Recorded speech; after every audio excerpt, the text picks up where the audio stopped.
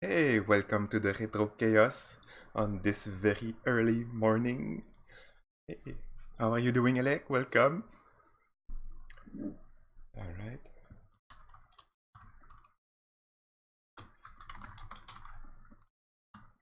Let's play Star Trek. Star Trek, not Star Trek. Doing well, but tired. Same old, same old. I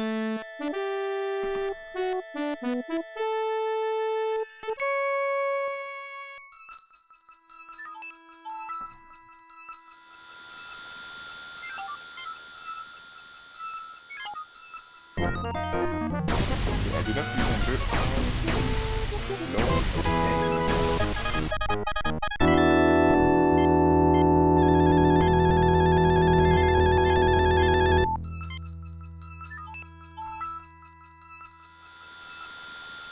Oh, F3 does that, okay.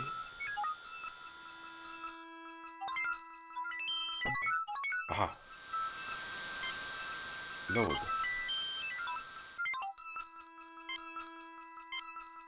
Let's load, okay.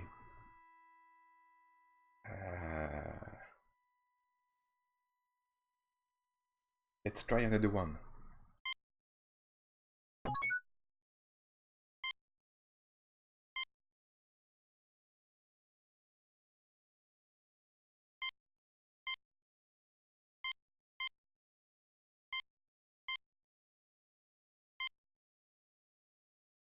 Nope, I think I got the right one. We keep trying anyway. Okay, that seemed like the right one. But I thought I finished this one. Oh, there is one other here. Good. Oh, I don't know about this one. F3.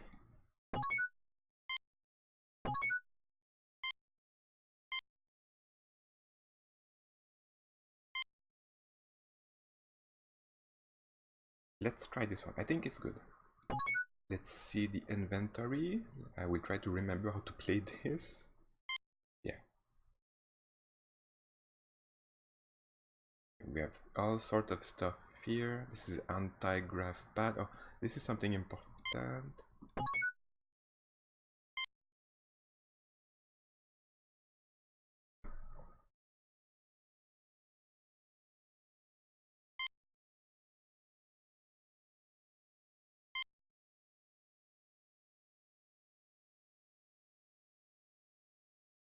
I have watched all the Star Trek original episode recently, so I can remind a little of the voices of each characters. But I'm just trying to figure out where I was exactly.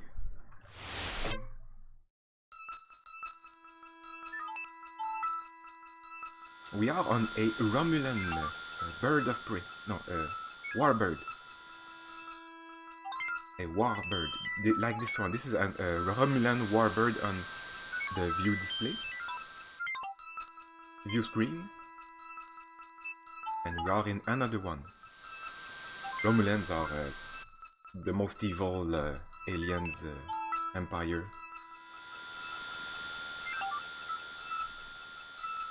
They are worse than Klingons because they are more effective. They are like Vulcans. Huh? They are the cousins of the Vulcans. They conquered the Vulcans. How many admirals does it take to warrior in a logic transmogrifier? Take no babbling.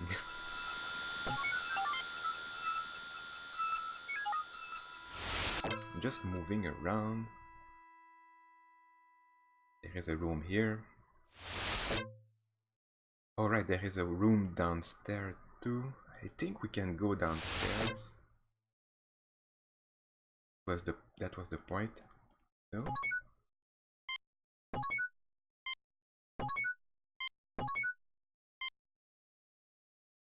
Yep.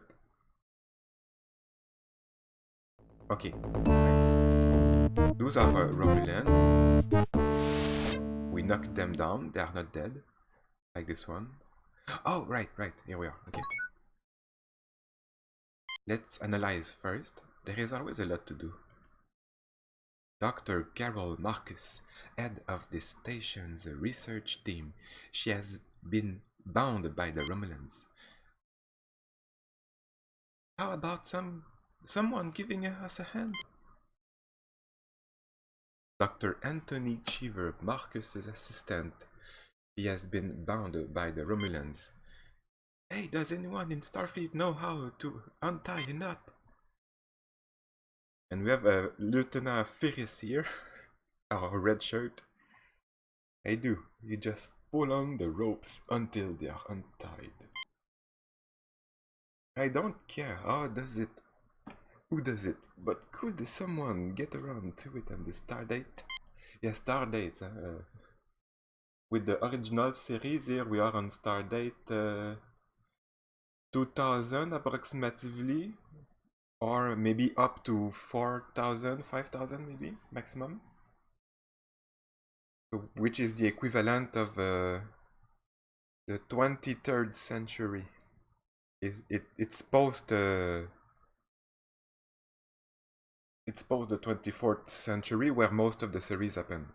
The 24th, I mean, up to the as soon as the 23rd century begins, they started counting in Stardate, which means each unit, like Stardate 2001, that means it's the 2001st day of the Stardate. And they have a decimal like 0.5. It's a 1 from 0. So like 0.5 will mean noon, half of the day. It's as simple as that. But there is something complex about the start dates, which is the fact that in different part of the universe, times with the theory of relativity and the gravitational waves and everything, times can go slower in some part of the universe, which explain why you will have an episode on Stardate like 2001, and the next episode will be in Stardate uh, 1900. Like they went back into past because they travel into space in another part of the universe where the star date is different. It's a bit mind-blowing when you figure this thing, but when you watch the show, it takes a lot of time to figure this out.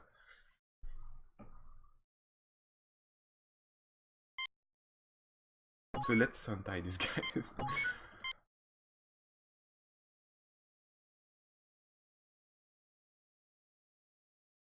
We are.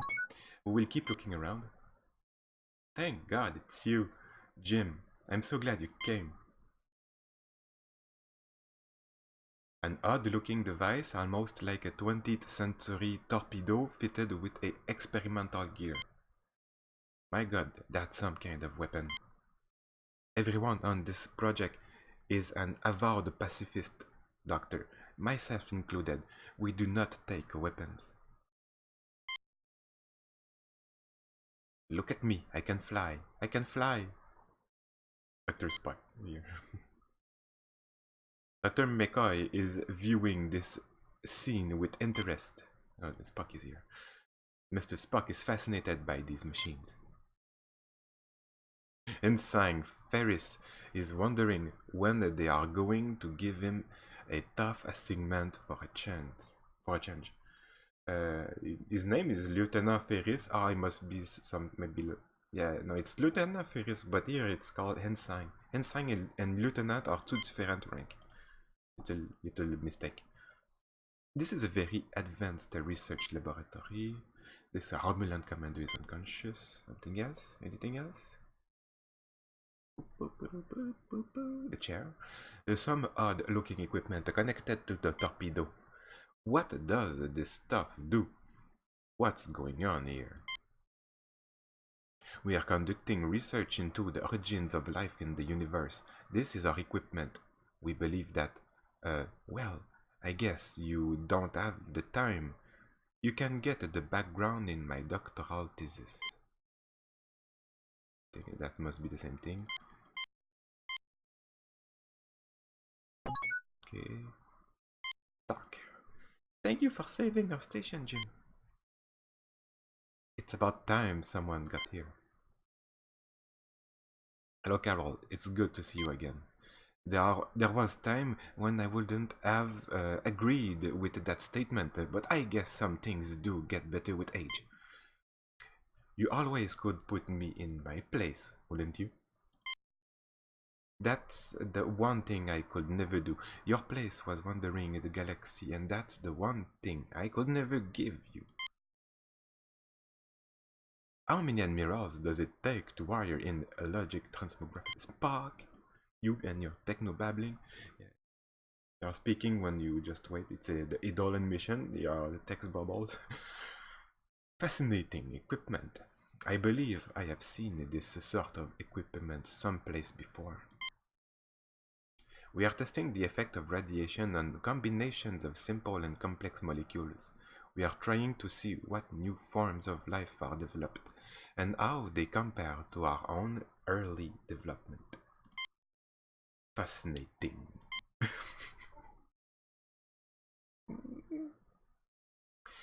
Damn it, Jim. I'm a doctor, not a diplomat. These people will be fine. I've got to try and save the Romulans. Oh, that's right. Oh, the Romulans, right.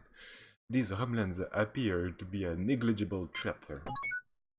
Let's try to do something about the Romulans. I think we can use the personnel like Dr. McCoy on the Romulans. I don't have the proper medicine to cure him, Jim. Oh, that's right. And what it does actually is the same thing as using the medic here. And you can use the tricorder by using... Oh, I guess, no, it's the... This? What's that again? It's the thing for medic. It's the Starfleet issue mid-skull tricorder, a mid-skull tricorder to analyze the mid-skull condition of a life form, any life form. And the tricorder, if you use Spock, it will use the tricorder. If you use McCoy, it will use the mid-skull tricorder. If you use Jim, it will just activate simple action, etc. etc. Can use the Ensign also, or same thing as Kirk. What's that? We have a wrench. Oh yeah, we used that earlier. Dislocate. Primitive range. We talked. Okay. Let's use the controls. No. No. Oh, we need to analyze more. Let's analyze the Romulan. He's infected with the virus too, Jim. We don't have the... Oh! This one, maybe? The Romulan Priax stirs weakly, then begins to get up. He has been cured. Oh yeah, that's what we worked on. It was pretty hard to make that concoction. It was a chemical puzzle, but we used the pause force. The pause force. Yeah. He's severely dehydrated, but he will live. Oh, dehydrated. We have that's why we have water. Why don't you like me, McCoy? Why doesn't anybody like me? That's the idol text. We have water. The Romulan Priax drinks thirstily. I am thirsty too.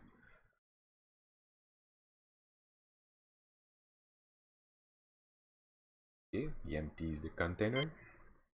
Take it easy now. You will feel better in a few minutes. Good thing we had the water available, Jim. We aren't barbarians, in spite of what some folks think.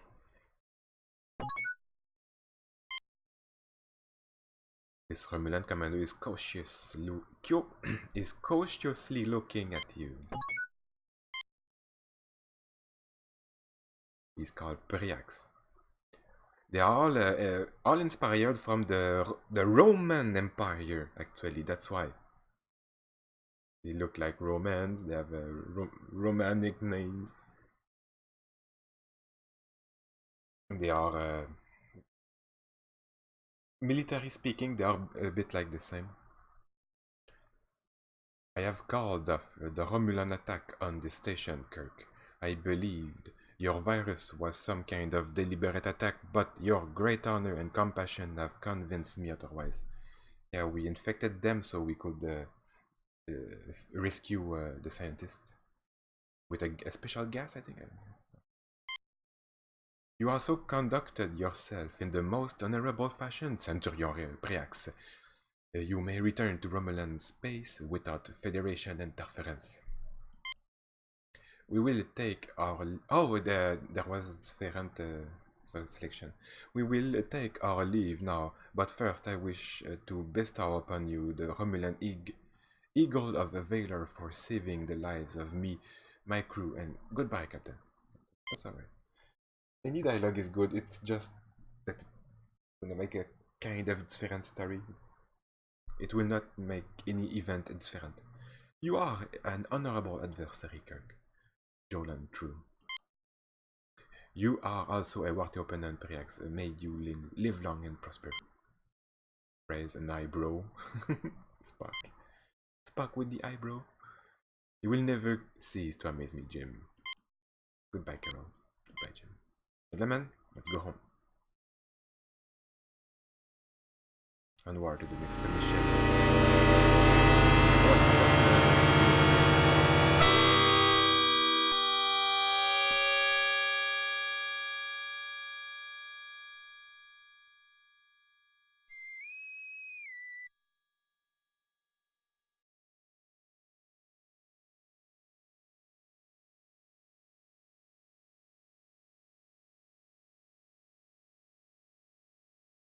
Okay, that's better. That's way better. Message from Starfleet. On screen, Lieutenant. We have read your report, 75%. We received 2 commendation points. Well done. That's it. Okay. I wonder if I will see Carol again. Well, if you don't, you can always drown in sorrow in some Romulan ale. That's illegal, Bones. Tell that to the Romulans, Jim. I found a whole case they brought on board the Ark 7. It will never replace Scotch, Captain. That it won't, Scott.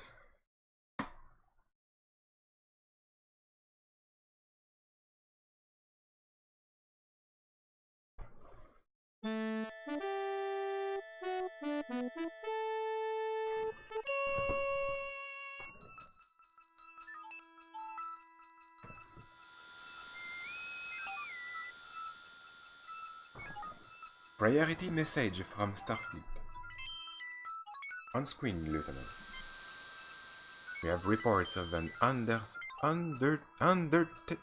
undetermined number of LSC pirate ships in your sector. You are ordered to proceed to the Harlequin star system immediately and investigate Starfleet up. Navigation. Bring us to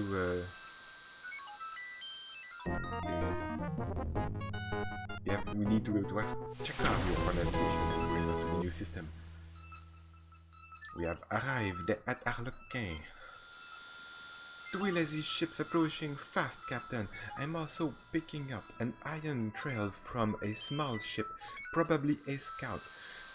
It left the sector just as we arrived. It appears likely that we interrupted the pirate attack on the scout. Message from the LSC captain, sir. We'll show you what happens to those who come between us and our prey. Prepare to die. Shields up. Raising shields. Arming weapons.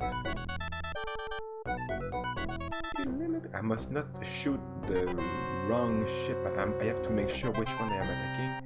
Let's see. What is the white dot?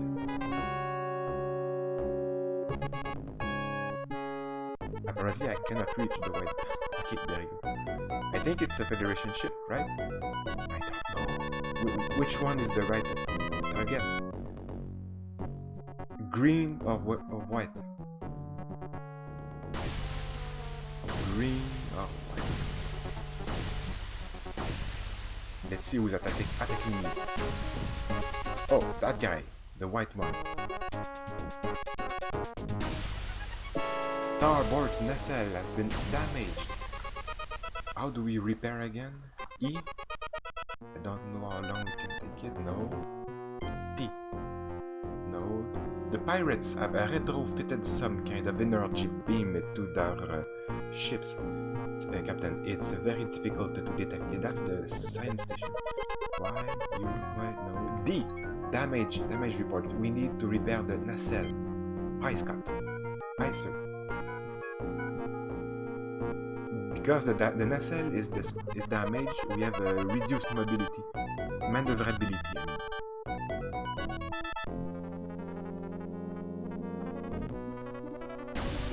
Nacelle repaired. Engines. Oh, the engines repaired. Yeah. But it's actually the nacelle. Okay, it works. It works. Raise shield. Hi, sir.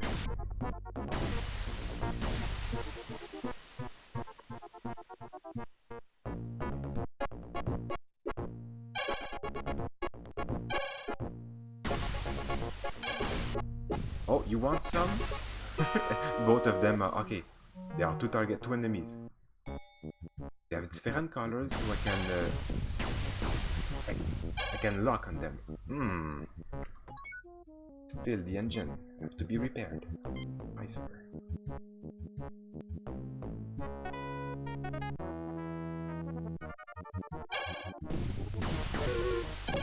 Torpedoes hit. Okay, something else now. It's the phasers, I think.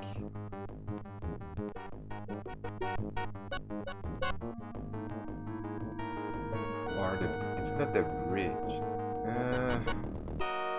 Let's try with that. Can we do all of them?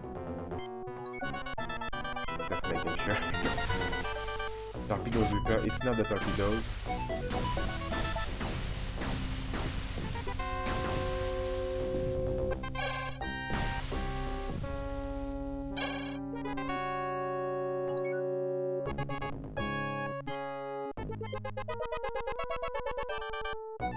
I can repair one thing at a time.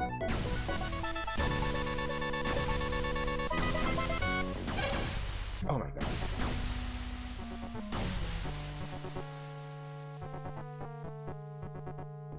Phasers repair. Engines.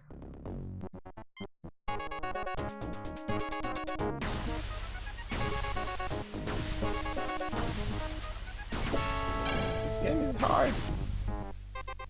Weapons are offline.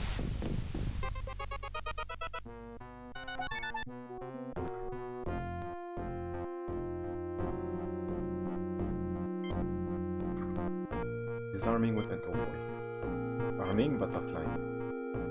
No, they are online.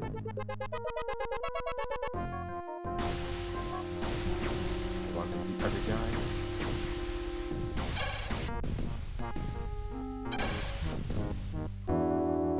Oh no! I forgot to save. I forgot to save. I did the same mistake last time, that's why I was confused with the saves. It's okay though.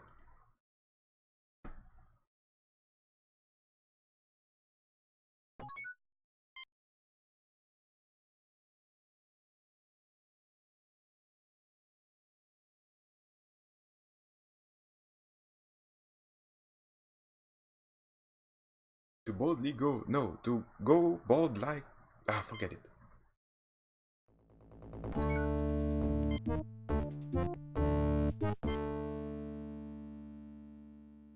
I forgot to do that also.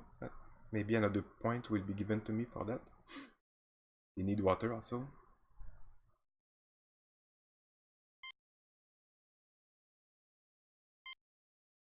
Okay, the Remnants, they are severely dehydrated.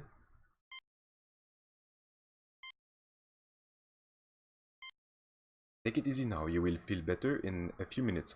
Good thing we have the water available, Jim. We aren't barbarians.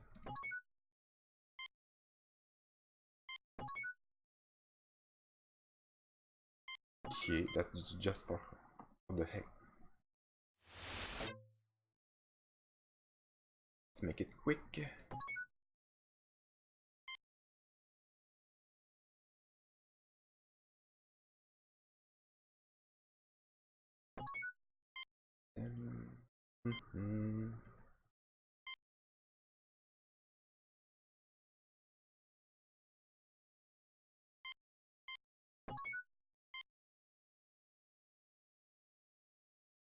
We don't have any more water?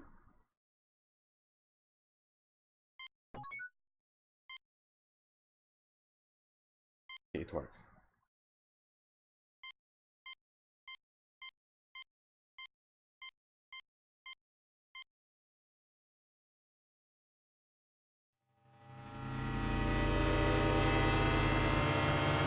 We'll save this time.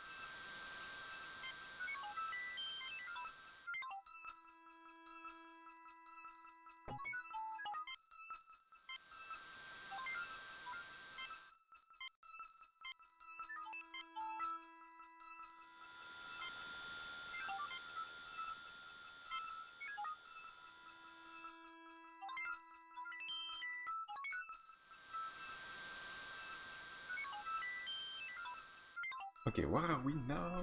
Navigation. Oh, we saved. It's alright.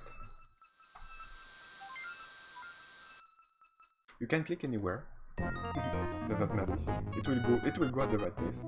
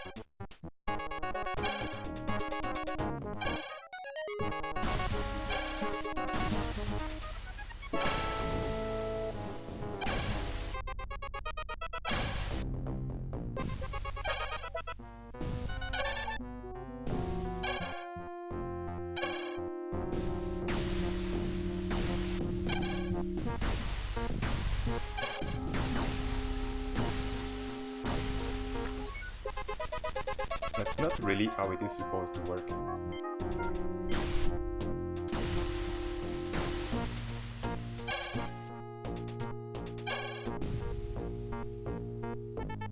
The phasers are targeting the computers.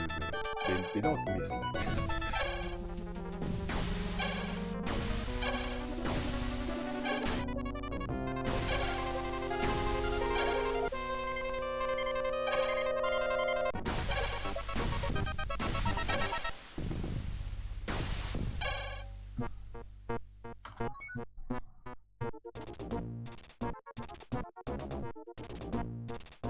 I think those are the torpedoes that are damaged, but I will repair this engines. Oh, we can see also more damage to the hull on the right side.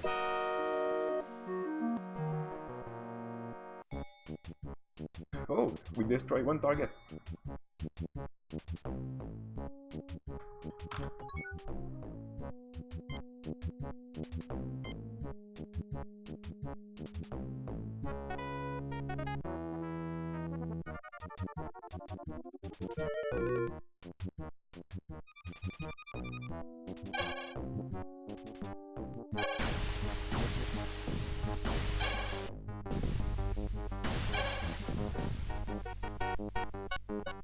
No collisions.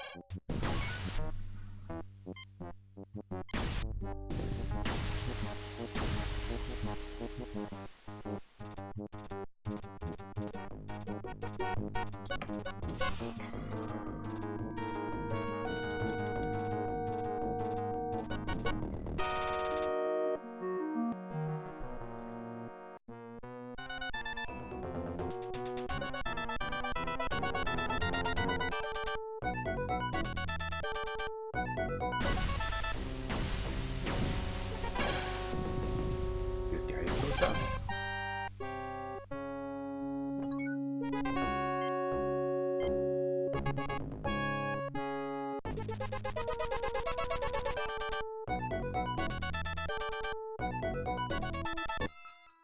The iron trail of the scout ship leads to the Arapan system, Captain. Picking up a subspace signal, sir. It's very weak. Patch it through, Lieutenant. Enterprise! Is that you, Kirk? Brent Kirk? I can't believe they sent you to rescue me. That sounds like no. Please say it isn't. I have a visual signal now, sir. Arimud, no! Arimud is like the relief character, like the sideshow of the original series. He's that guy. He's the funniest guy of the show. But he's a villain. He's a bad guy. A crooked smuggler. A smuggler, that's it. You have come to help me, Kirk. You've got to help me. I have had a terrible misunderstanding with the LSCP. Traitors. They're out to kill me, Kirk. Can't see that. Now see here, Kirk. I sold my Mud's miracle degrimers in perfectly good faith. A little sideline work, you understand? Now they won't leave me alone.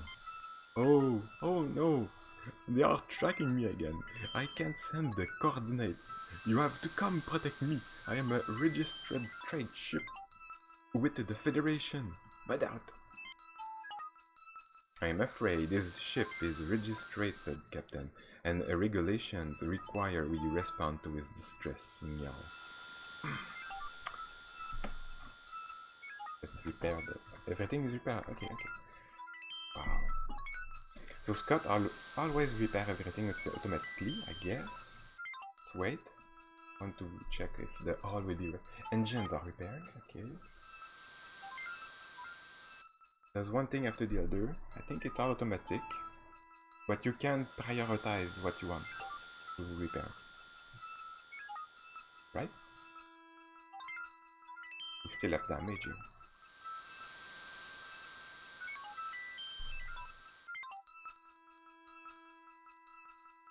Scotty?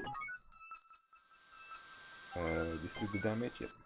Let's... maybe the sensor. Sensor repair? Nope.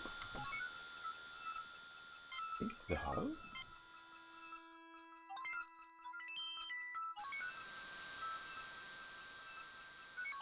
Looks like it. It takes some time. That means he's doing actual repairs.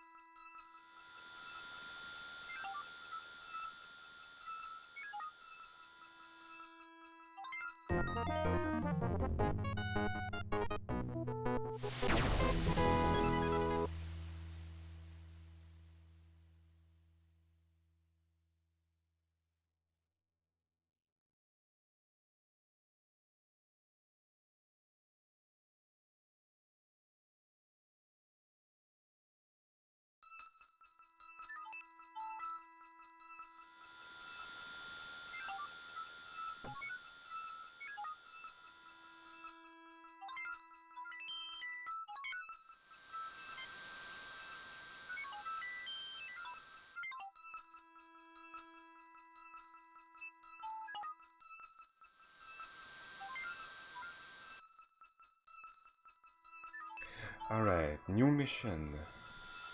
And I think I was muted for the last minute. I don't know if I said it. Welcome, Orbital Frame. New early stream, surprise early stream this morning.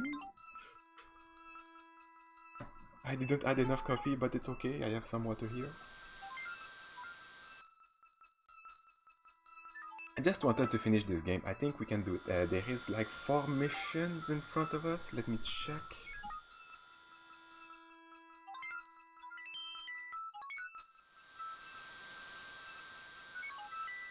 Human World, Hijack, Love's Labor, Geopalace.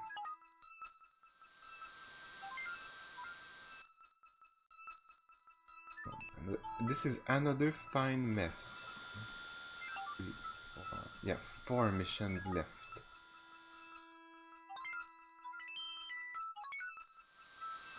The Arapan system is a binary that means 2 suns, with a neutron pulsar in the vicinity, causing difficulties with our sensor readings.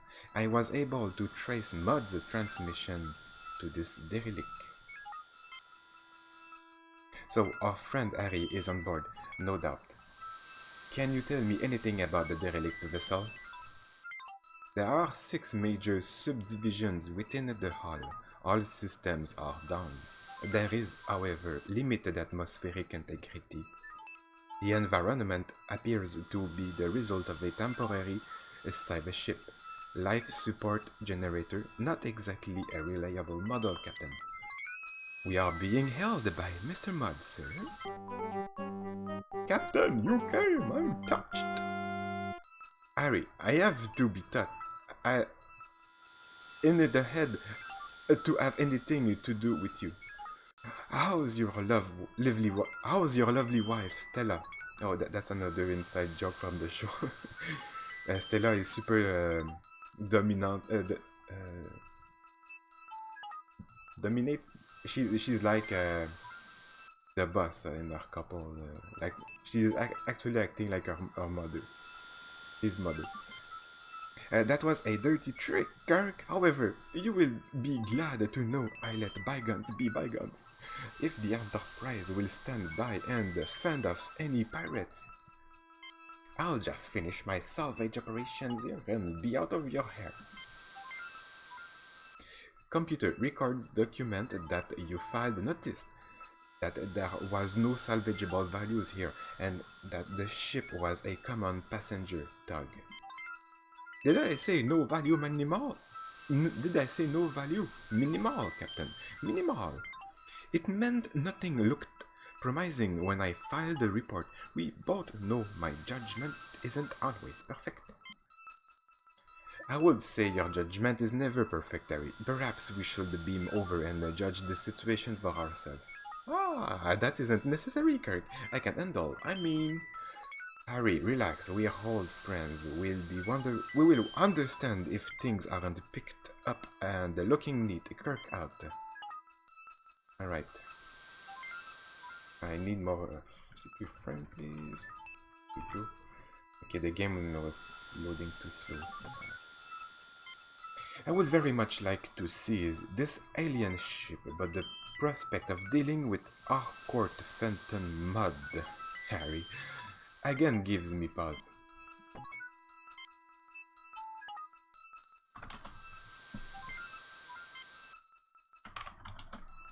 Harcourt Fenton Harry Mudd is one of the most infamous criminals at large in the Federation, a notorious con artist and troublemaker. Mudd has been imprisoned numerous times for petty crimes. While Mudd is not considered physically dangerous, he is quite devious, and often uses dangerous means to ensure the success of his schemes. Starfleet captains who encounter Harry Mudd should be extremely wary.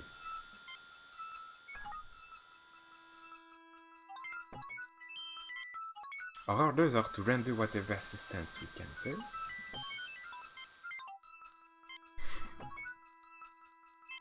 Lowering shields. No orbits here.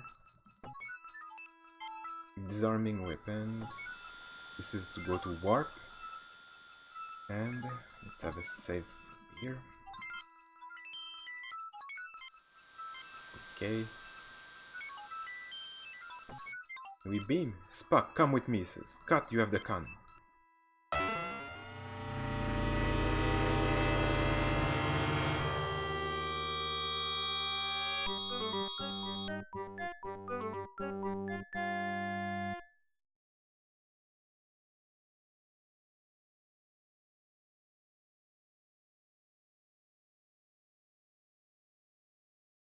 This is Arimud. Welcome, Captain Kirk. So glad you are here. The LSZ have been terrible trouble to me.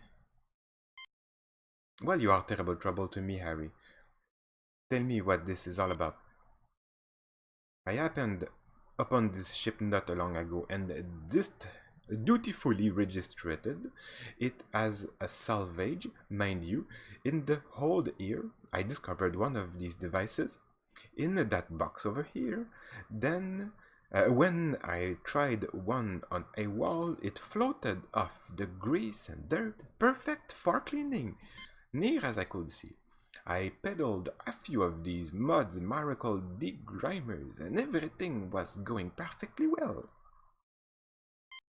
Then something went wrong, right? Actually, no, Doctor. Not then. I'd started offering a few other little items I found. Mod's Limited Coffee Substitute, a great little specialty item.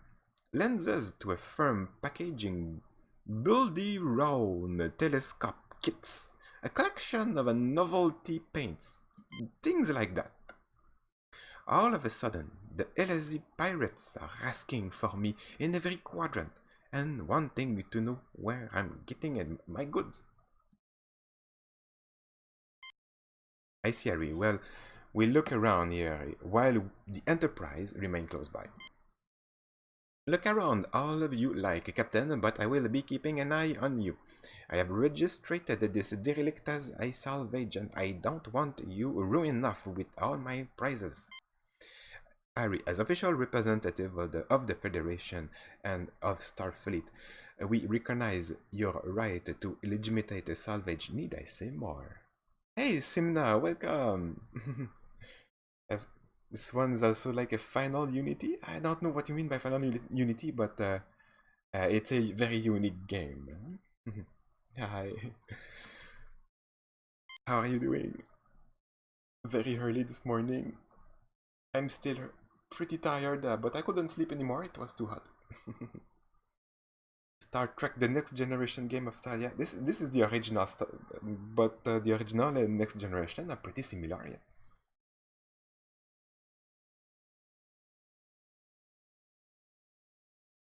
Okay, Final Unity. Yeah. I see. You meant another game. Yeah. Okay. I'm a little slow this morning. I will try to look about this one. There is a sequel. I will try the sequel to the 25th anniversary, which is a CD-ROM game.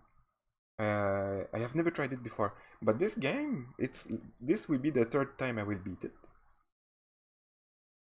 I played it. I completed this game when I was young, without any hints, like 12, 13 years old. I understand perfectly, Captain. Carry on, Captain. I know. I watched the original series very recently, so I am very dear to all the characters. Even Harry Mudd, I really like him. And speaking of characters, I also watched Deep Space Nine, and yesterday the actor who portrayed Nog, the first Ferengi in Starfleet. It was I love this character. I love the actor. He also played another character in a Krazon in Voyager on a single episode. Yeah, Aaron Hansenberg, exactly. Thank you for pointing that out. He died yesterday. And yesterday, no, not yesterday, but 2 days ago, I watched the Voyagers episode where he portrayed as a Krazon young warrior. A very proud figure.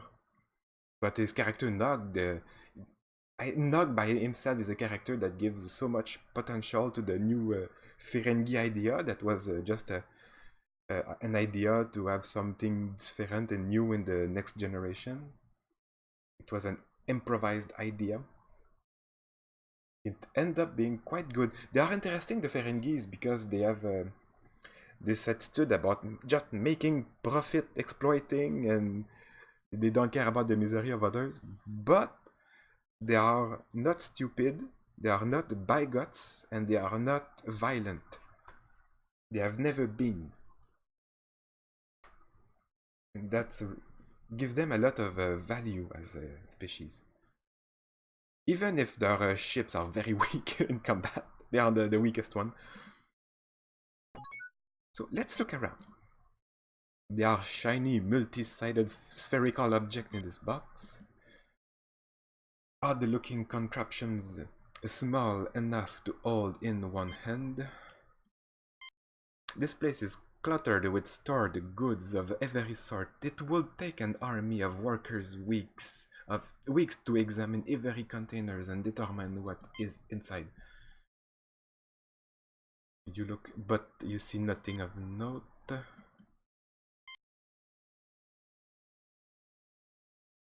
This lens, about the size of one's thumbnails, magnifies like a fine optical glass. I think we can take that.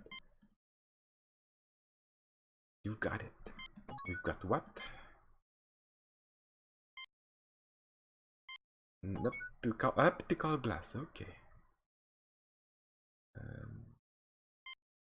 Let's talk a little more. Kirk, my friend, when have I ever given you the slightest bit of trouble?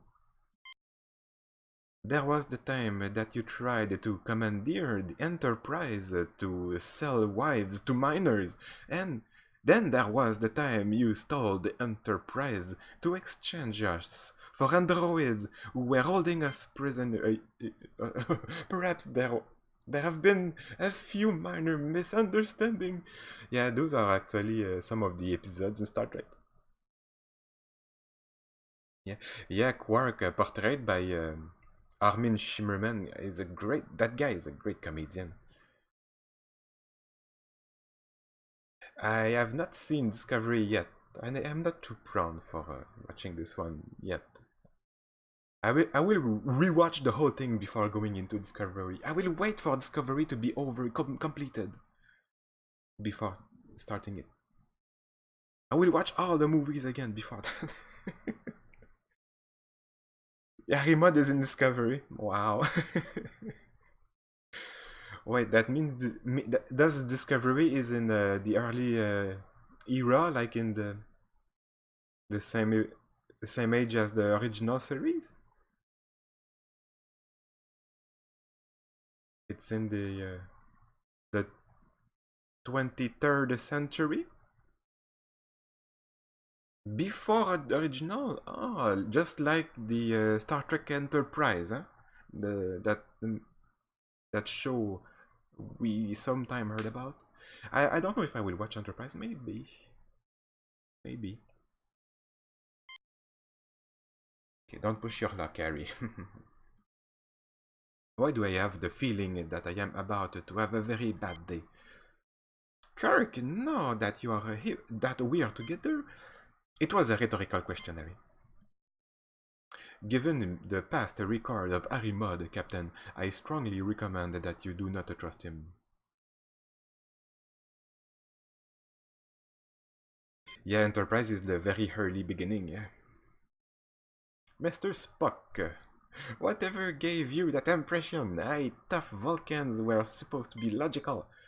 I am. Your record is that of a greedy, immoral, sociopathic fraud who preys upon human emotion, mostly, notably, gullibility.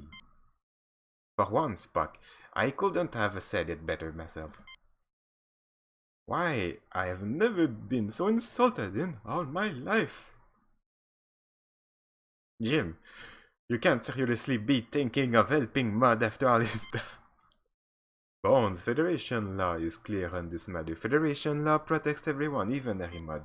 And we all know how devoted I am to Federation law. About as much as the Klingons are devoted to pacifism. So you say you know how to break the gambling machines on Kuralon 4? It's a system that cost it's a system that cost a gambler his life, boy. He crawled up to me and whispered it with his dying breath. And it can be yours for a mere 200 credits. Sorry, Mr. Mother. My mother didn't raise any fools in the family. Starfleet, you're all the same. No sense of adventure. Oh, we have Lieutenant Butchert this time. Butchert is standing around watching everyone else converse with Harry Mudd.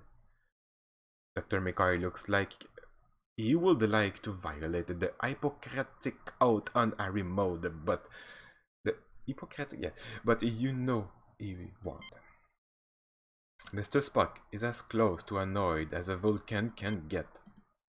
James Tickert look rather exasperated right now. Lieutenant Butcher is okay.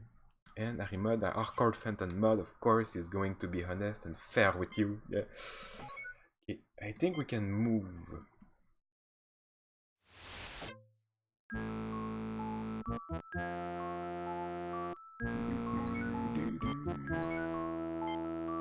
No, no, don't say it.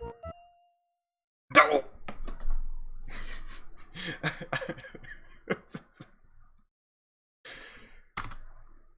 How do we beam? Trying to beam with the hotkeys. Don't worry about it.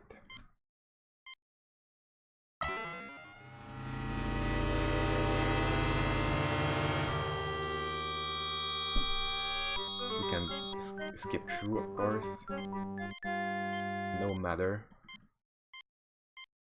It's all about curiosity.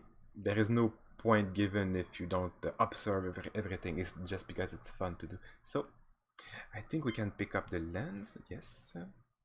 I will try these things too. We've got it. We've got it.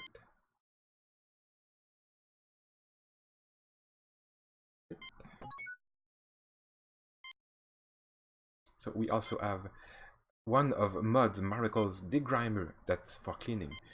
Shiny dodecagons as long as one's hand. Highly reflective, shimmering with the prismatic rainbow look of oil on the water. Okay. We have stuff now. Little talk with the guy, that's it.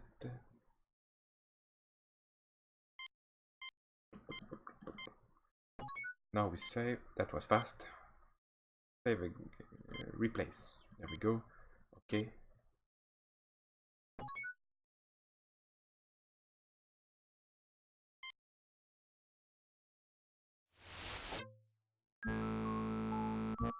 Oh, sometimes we can combine item. I will try. Maybe these two things fit together like they were made of each other. Ah, I knew it. Mudd's Miracle Degrimer with lenses attached.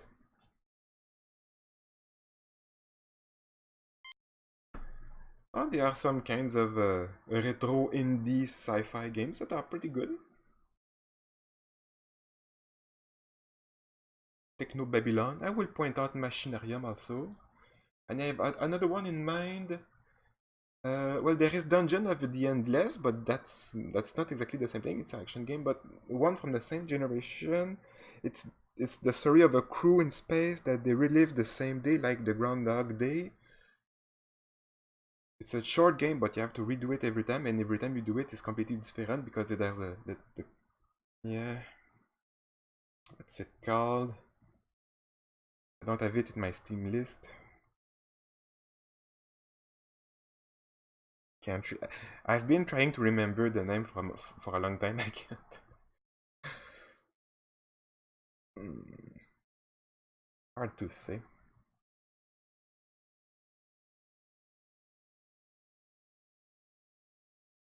Let me try a quick Google. Maybe I will find it.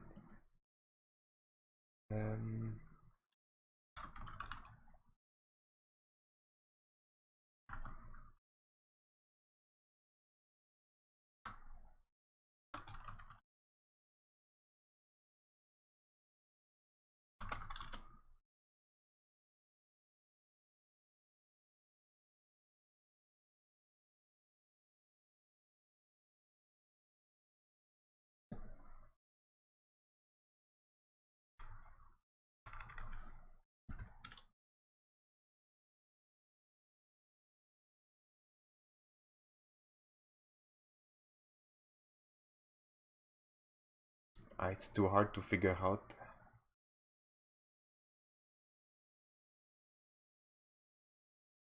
I wish I knew. Yeah, Rex Niblar, it's a good one. I will try it at some point. It's very cyberpunky, so of course it's gonna be in my list. I think it's in the... I have to check right now if I have it in my cyber bucket.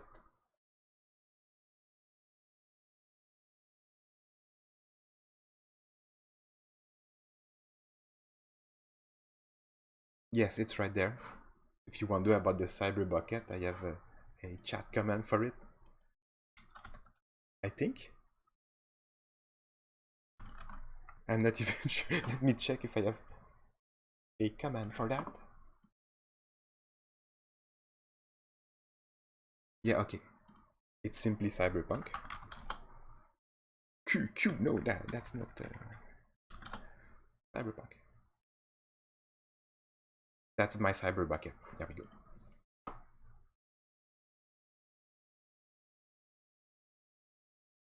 These cylinders have fallen down from the rest. Here. A row of unmarked cylindrical containers. The room reminds you of the weapons room of some old-style warships from the early days of Starfaring. A large claw-like device hanging from the ceiling. An elaborate piece of alien-looking machinery. Like, see nothing of note.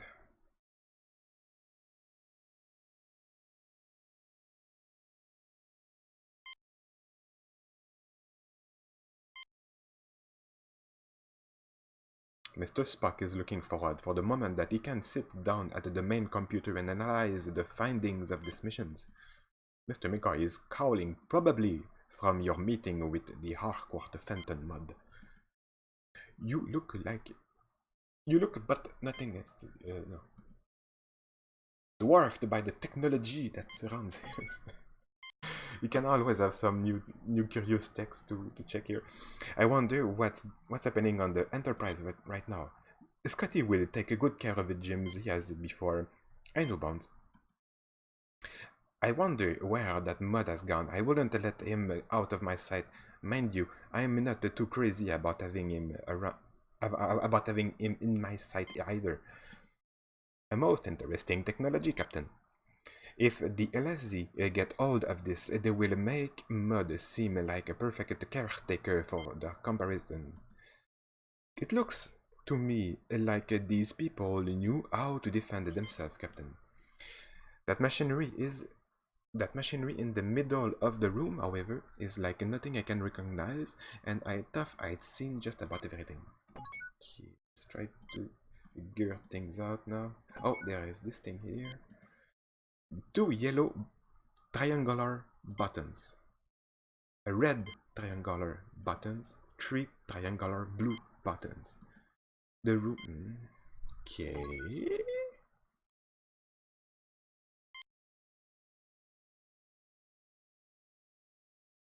This is much too heavy. There is nothing at the moment for that. Try the red button. No? Too heavy. Okay. Tricorder time.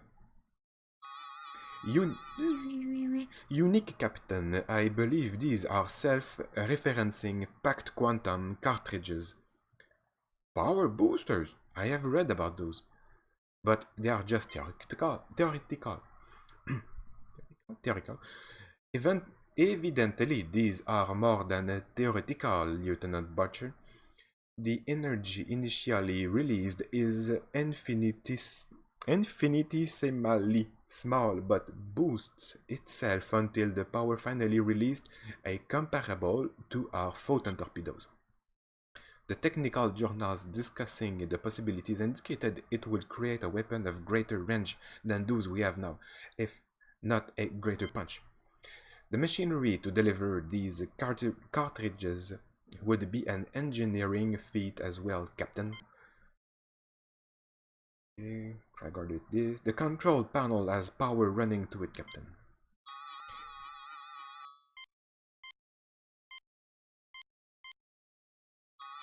A weapon delivery system.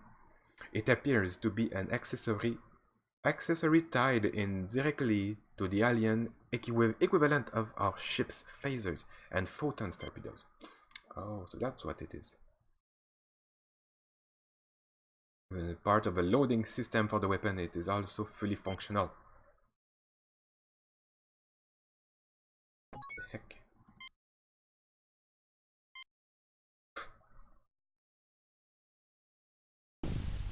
What? Well now, I think we know why the Elazig pirates were so interested in finding out where Mud was getting these. Oh, that when I use this anywhere, that's what it does, okay. What the heck?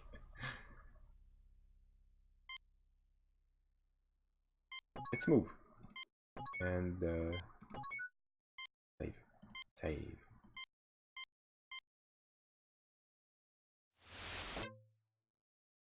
Woo!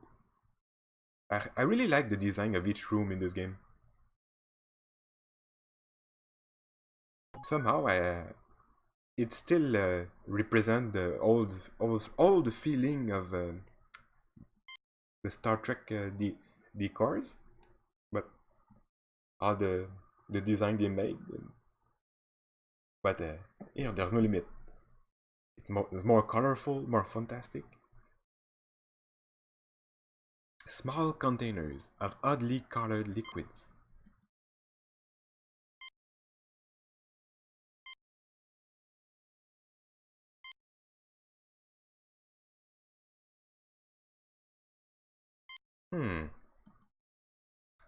Padded inclines resembling a bed.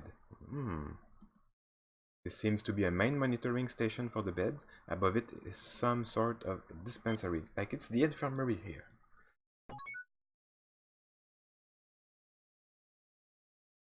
Let's talk a little. Let's Spock. You look troubled, Captain. A minute.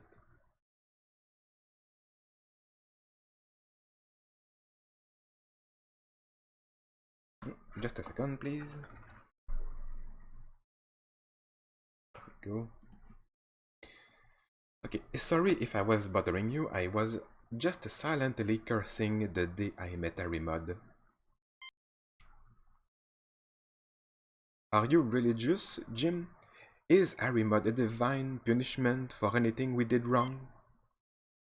I can't think of anything we did that was that bad. Captain, count your blessings. We haven't met any salt vampires, deranged computers, blood-draining clouds, cell-imploding sirens, Greek gods, or any of the other things people keep telling me about insecurity. Those are all things from the shows. I remember especially the Greek gods. Yeah, Greek gods are aliens. Literally. In the universe of Star Trek. Like, Captain Kirk and the crew meet with Apollo, which is one of the last surviving Greek gods, and it's pretty crazy because long story. But yeah, everything is there. The blood draining, yeah, salt vampire. I remember, it's crazy. I think I'd trade 10 salt vampires for not having to deal with mud. Sometimes I wish I had become a horse breeder instead of a Starfleet captain. Alright. Try Carter. Nothing to report. The heck? Let's use these. Oh, okay. This is no time for a nap. Okay.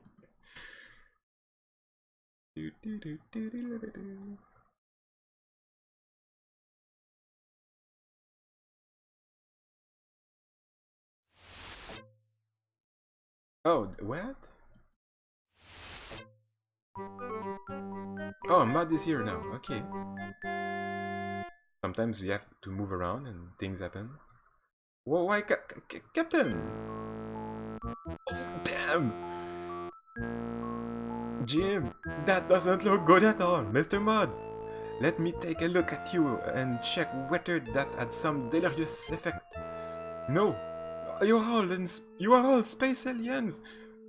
You're little gray men from inside the hollow heart.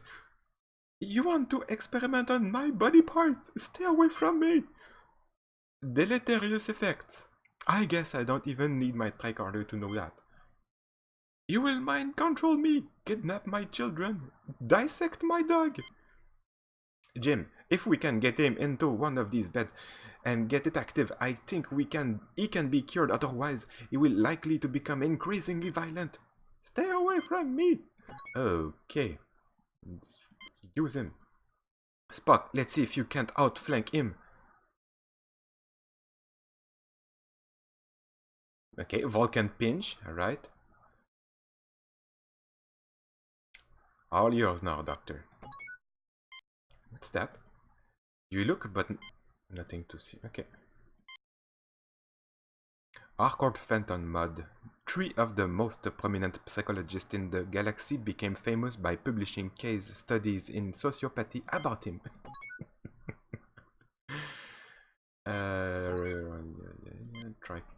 You can use the tricorder by the mid-scout tricorder by selecting Scott. I need to understand more. Not Scott, McCoy.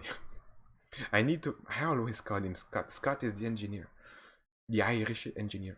I need to understand more about the aliens before I can make this bed and its instrumentation function. Oh, okay. Certainly, I see nothing there calling for a ship's doctor. That means we use Spock. I fail to see the logic in that action, Captain. Just use it. No, no.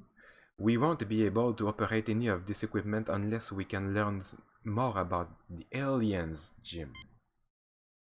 Aliens.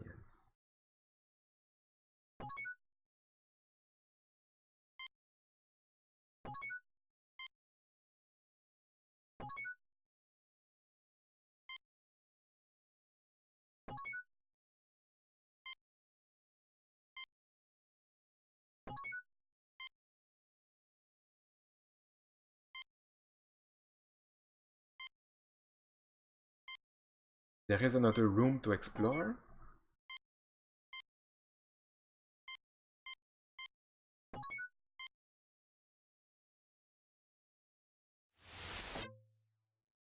There we go. I didn't use... Oh no, I did everything. Okay.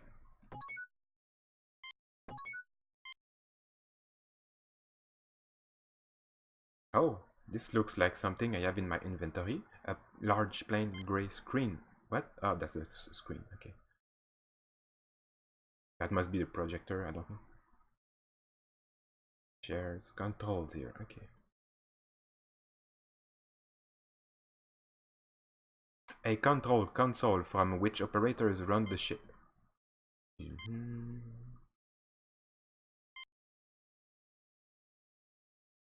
Finest contribution to Starfleet.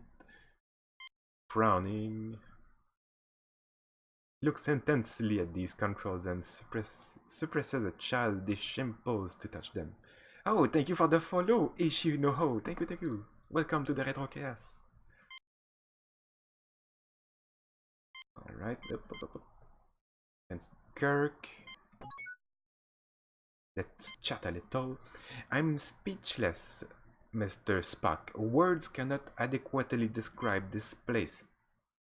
We have done quite well so far, Captain, in spite of Harry Mudd. Speak of the devil, where is that little angel? To boldly go where no man has gone before. We are here, Jim. This may have been their bridge, but this sure doesn't look like the Enterprise. Lieutenant Butcher, Ensign Butcher, is pretty good at figuring out things. He knows a lot. I'm pretty impressed, but I am pretty impressed with this red shirt now.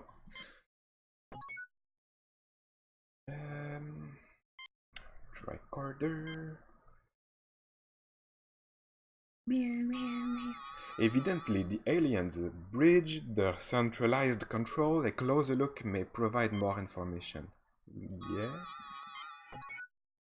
Just use it.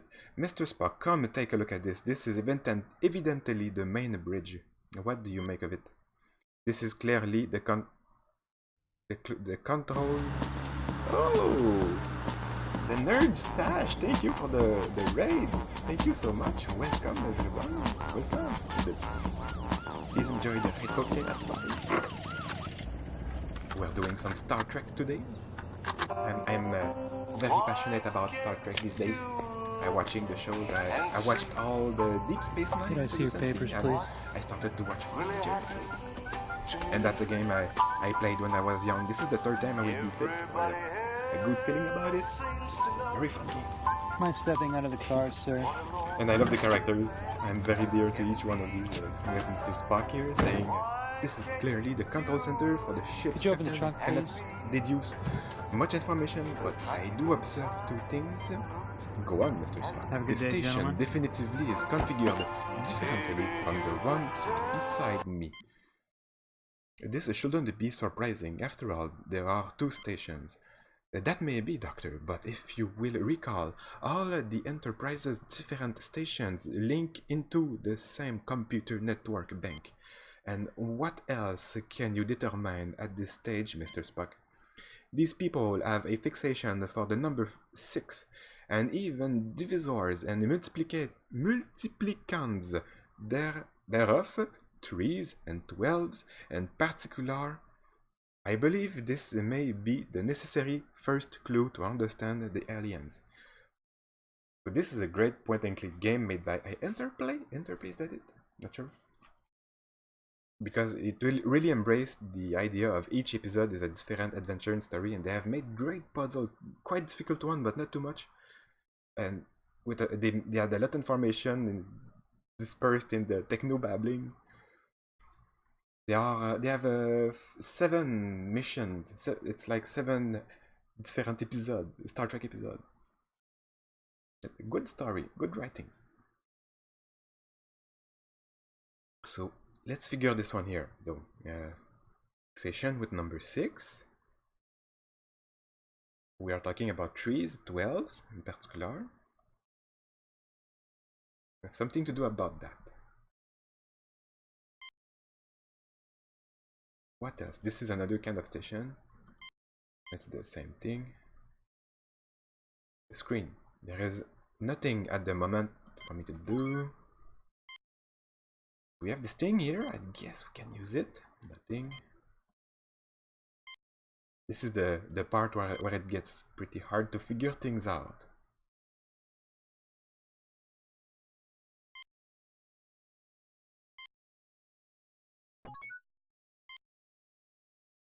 We can walk around. Sometimes things happen. It triggers stuff. Oh, we got a walk again. Was I supposed to do something before that? Harcourt, okay. No, you are going to sell me to space aliens. Use my brain as weapons to destroy the human race. And here I am, willing to help you in a good cause. I think he liked him, but I liked him better when he was less delirious. Okay, we will do the same thing. There is something to do about him now. Vulcan pinch.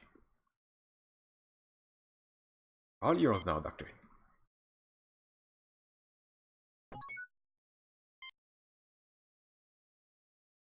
He's still talking.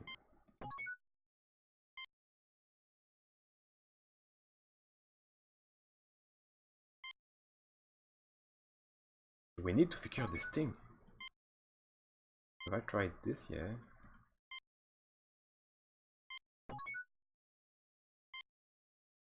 We won't be able to operate any of this equipment unless we can learn something about the aliens first.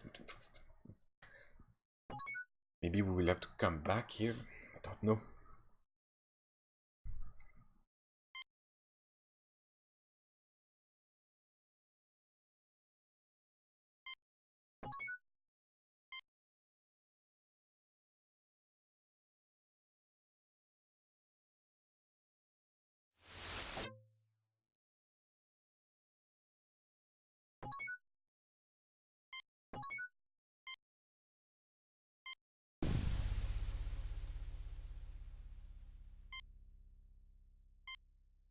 Hmm.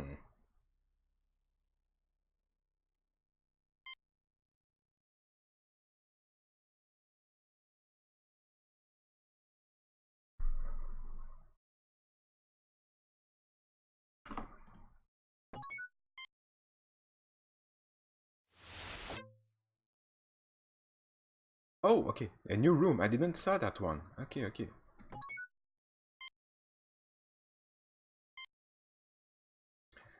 The data view screen is operational. The information selectors are controlled from the console platform.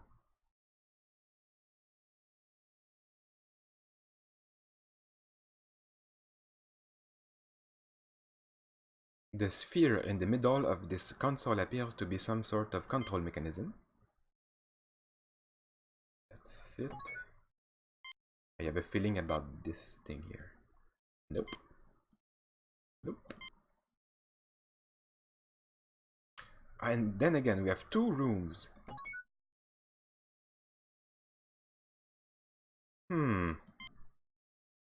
Spock?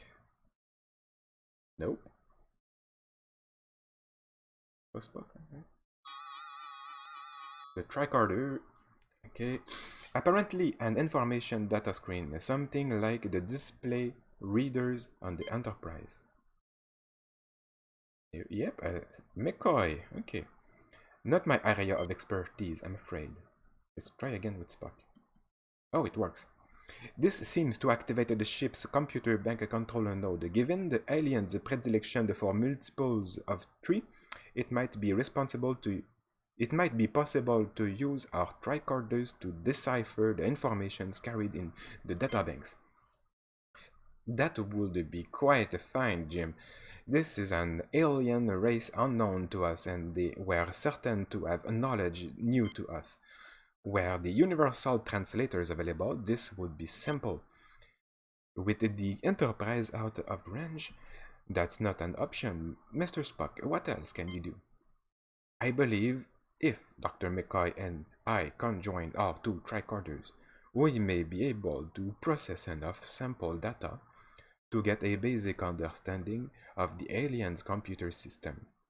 This will completely tie up both our tricorders for an extended amount of time. However, what? However, well, just do it. Tricorders. Both our tricorders are now working on basic processing of the alien's computer data system. The tricorders are now the equal of the universal translator, but we should be able to retrieve basic information and get an insight into their culture and lifestyles, life systems. I don't believe we could have gotten even this far had we not figured out their fixation on base 6 mathematics and aesthetics.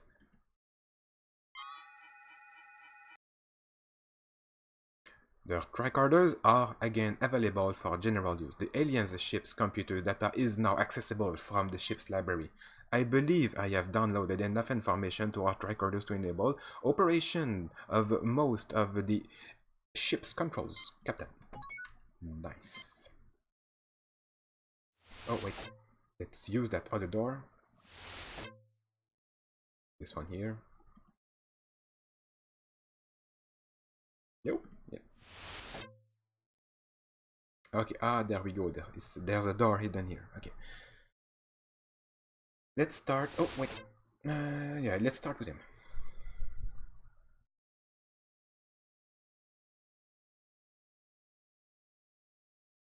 And a little save.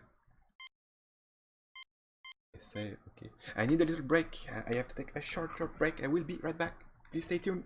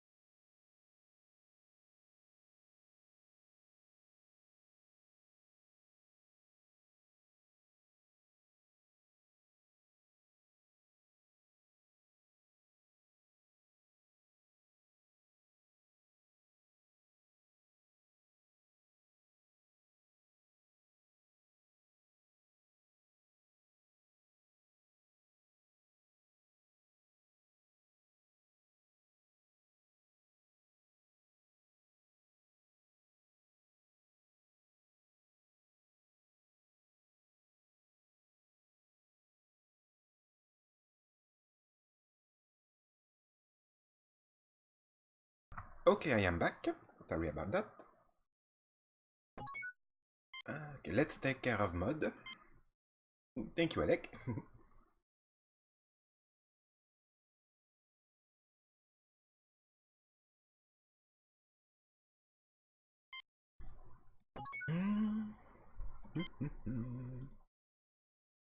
Now we have the means to cure him. The volatile chemicals have evaporated over the time the derelict hung in space. I need to refill the capsule dispenser for the bed to activate and effect a cure on our friend Harry here. Wow, okay. It will be interesting to analyze them back aboard the Enterprise, but these are probably vaccines, medicines, and research viruses. Do they pose any threat to us, Doctor? None seems likely to have any effect on human or Vulcan physiology. But to be on the safe side, though, I wouldn't recommend taking a snootful from one of these capsules. I certainly see nothing there calling for a ship's doctor. What?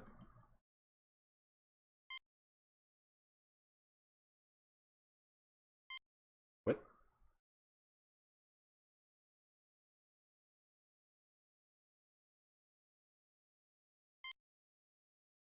Mm. Mm.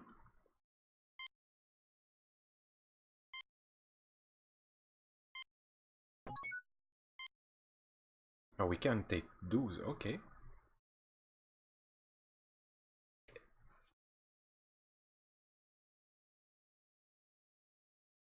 Hey, welcome by the way, Ishinoho. Thank you for your follow, and yeah, this is the reason why I want to play this one. There are many Star Trek games, but this one was a classic, very enjoyable, colorful and cheerful game with good puzzles, a good variety. Each mission, there are 7 missions. They're all different style, just like the episodes, and it's a fascinating game. I love it. But it's a game that makes you think hard, like what I'm supposed to do here. Haha. I keep wondering. Oh yeah, we just got this new chemical here. I think it's made by Interplay, and it was one of the best from the studio. Green capsule, apparently for medical use with unknown alien physiology. Let's do something with that. No. Ah.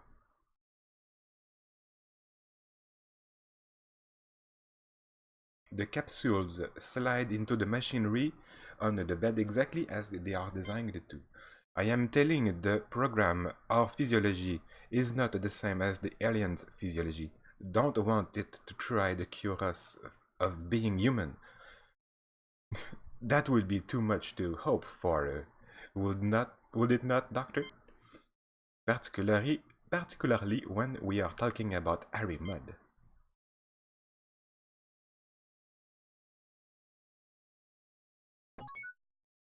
So what's up with Mudd?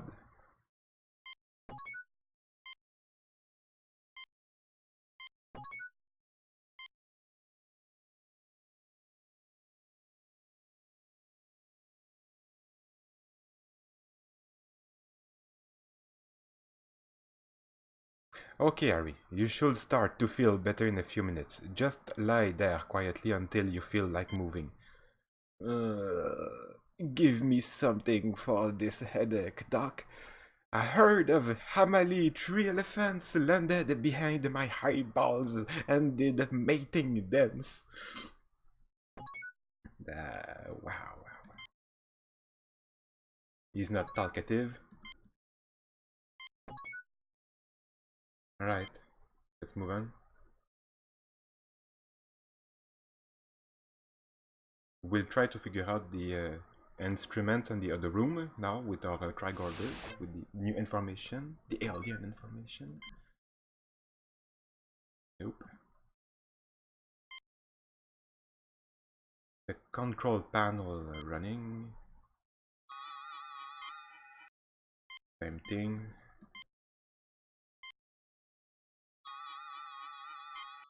That's a weapon delivery system. Those are like torpedoes, but they have longer range.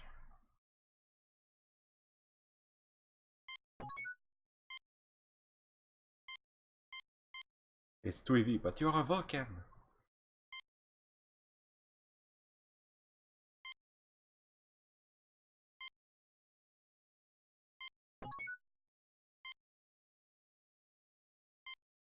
Kirk to Enterprise. Kirk to Enterprise. Earth. Trans. We have a problem with the transmission. I think there is a force field around, or jamming emitters around around this ship.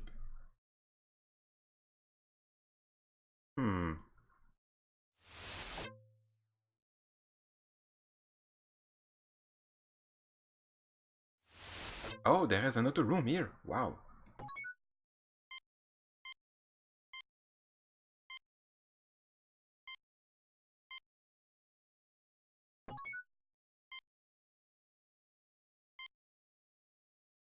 Tall, transparent columns run through the ceiling. Energy crackles in between the duodecahedrons inside them. A save ship emergency life support generator, generally used for temporary life support during evacuations of small damage ships. Evidently, Mr. Mudd was unwilling to pay the price for a reliable salvage model.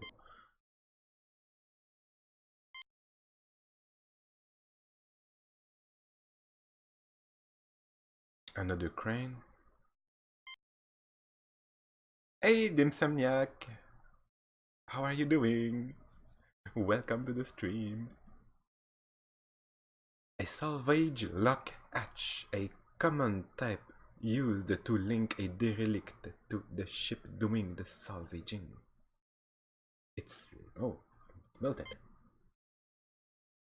It appears that Harry Mudd damaged to emplace this access hatch without significantly damaging the alien ship. Will wonders never cease.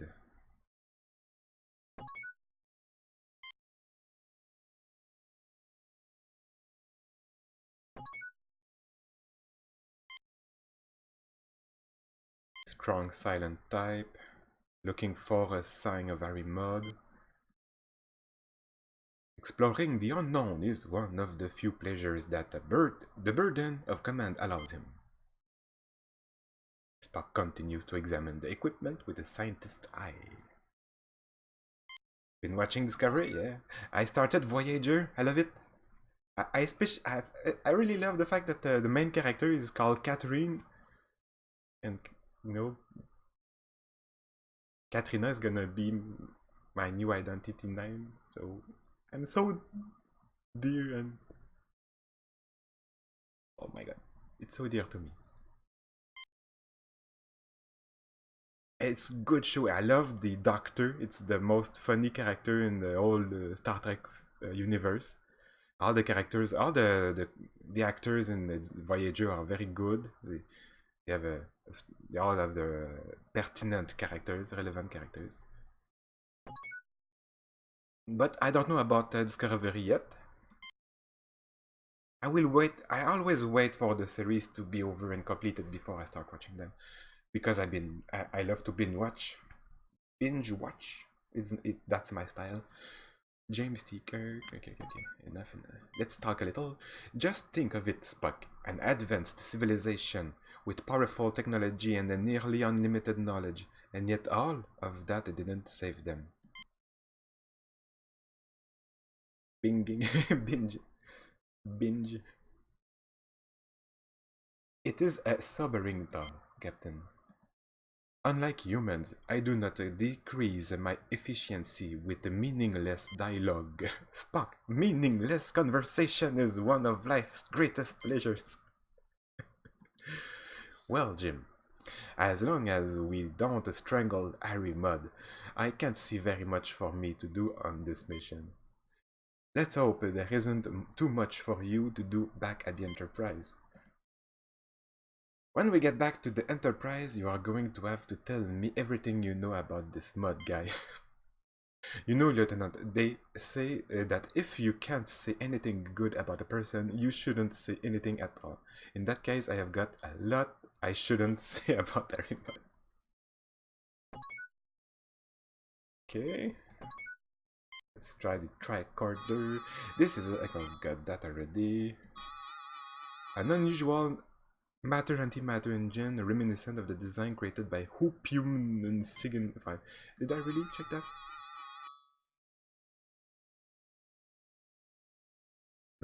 the Save a Ship life support generator has seen a great deal of use. It has never a reliable model, being prone to break down without warning. It is, however, properly connected with warning alarms for temperature, atmosphere, and radiation. Yeah, that's basic life support. Okay.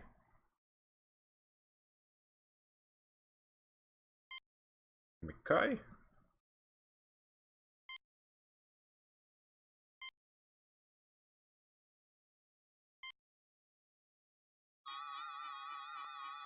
As one would expected, Mr. Mudd has sealed the hatch with his personal code. He cannot enter his ship, Captain. Okay, so the ship is docked on the other side of this airlock. The suspect, that's a blessing in disguise, Mr. Spock. Okay. Can we move? Oh, that's the last room.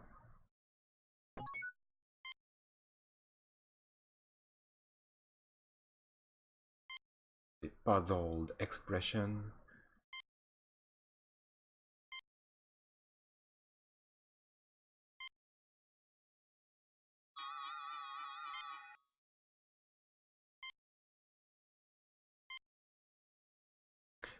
This life support generator is an unreliable model at the best of times.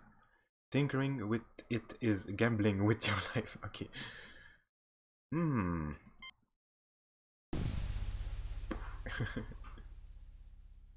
But each mission that's like the original series. Each episode is each mission is like a different stories. We have people to rescue and stuff. And now we are stuck with Henry Mudd on a derelict ship. The guy is salvaging stuff. We had to save him. He activated a distress call. That's the story of this mission so far. We are here, and we are trying to figure out what the heck is this ship. It's an unknown alien technology. There are no specimens. No one survived. There are no bodies anywhere. It's weird. But they have a good weapon system and all. They are stronger than us. Really don't know.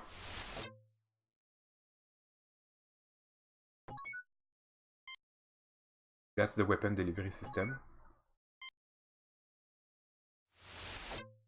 In worst case scenario, I have the walkthrough, but things are going good so far. I think we will meet Mudd in the next room. This is the piloting. No, not that one. That's the bridge with the view screen. Okay, wait. We have the new data in the tricorder, allowing us to understand this technology. This is the secondary station. With the limited understanding we now have of the library computer data, these controls can now be activated. Available are sensors, navigation, engineering, sensors. The Enterprise is in combat with a number of LSE pirate ships half a parsec toward the neutron star sector. What? Okay, so we activated this ship's sensors and we got the information that our own ship, because we have lost contact with the ship, there is a radio communication interference or com jamming. And now we are learning that our ship is in combat with a number of LSE pirates, just like in the beginning of the episode. Between each mission, there is a combat with vessels, a space combat. It looks like Wing Commander, but it's not as good. But it's fun. So they are fighting without us now. So 1 parsec toward the neutron star sector. I read debris identifiable with the pirates. It's going good. They are winning. But they continue to harass the Enterprise. Engineering. The engine pods are damaged but still generating power, Captain. navigation. The computer reports this ship is incapable of navigating anywhere at all without major repairs. We are definitively dead in space until the Enterprise return, Captain. Wait. Done.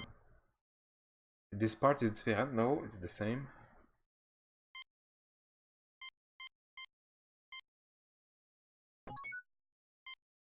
If I use McCoy. Oh, McCoy. Nope. Interesting. Oh, wait. Oh, that's the guy. Just a second.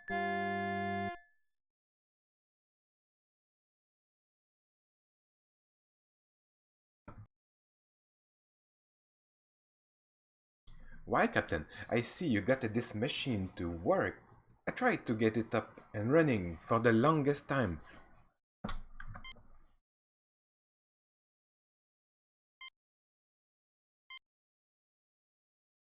Every selection for the dialogue is okay. You cannot like game over. You cannot have a game over because of the dialogue. I don't think so actually. Help yourself, Harry. Knowledge is for everyone. Or get away from that this instant, Harry. Or I will order my officers to shoot you. Help yourself, Harry. Knowledge. There is two choices. Why, Kirk? I didn't think you had it in you. Thank you. We actually tried already. It's only so we get knowledge. We cannot. That's right. It's the law. It's fine. it's a dangerous thing for him to have more knowledge, but you know.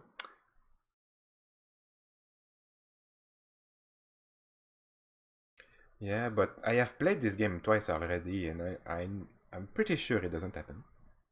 Okay, why Kirk? Thank you, thank you.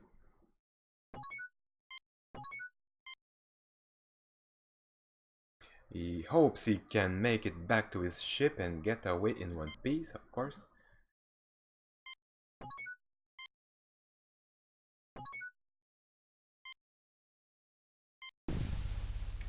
I don't know what we use this thing. What's that exactly? It's a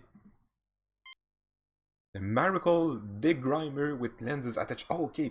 It's a thing we use for cleaning. So, like this. No. I think we have something to do with the cleaner, but maybe not here. Here, no. What? This? No. Nothing happens.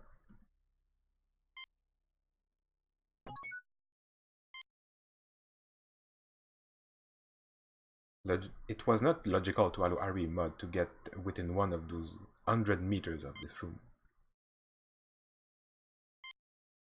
I think we already talk. No, I cannot talk anymore. Oh, here.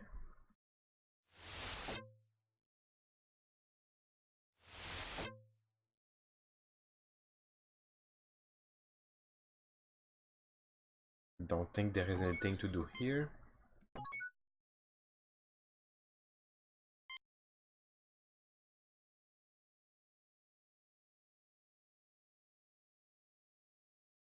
Nope.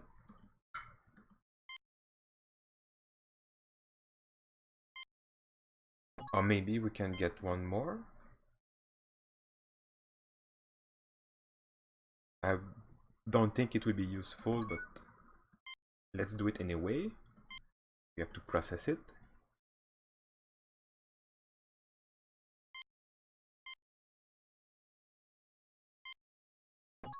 Yeah, I don't think I will need that. Oh, wait.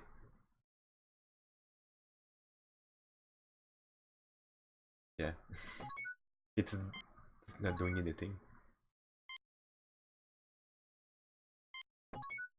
Nope.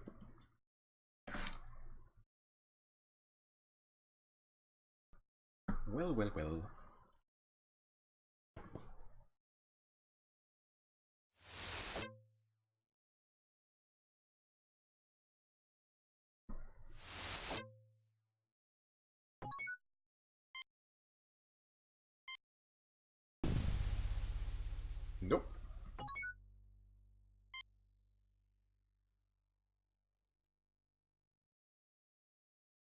Oh, there's something in the middle.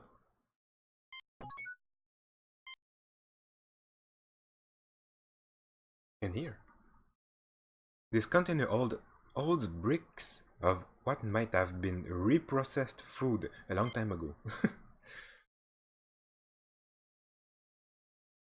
This container holds small mechanical components unfamiliar to you.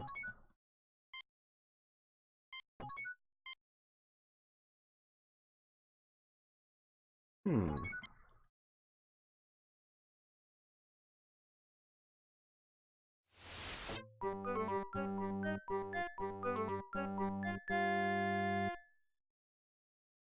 Oh!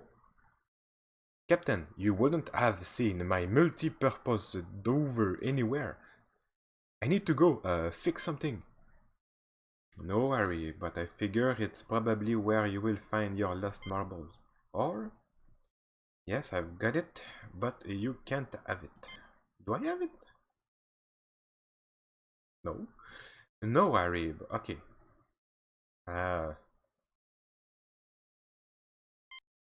You can really be a deck, Captain. Maybe I can find a spare somewhere else. Good luck. I mean, goodbye.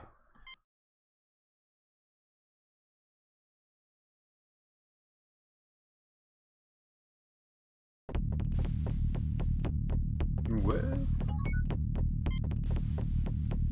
There seems to be something wrong with the life support generator.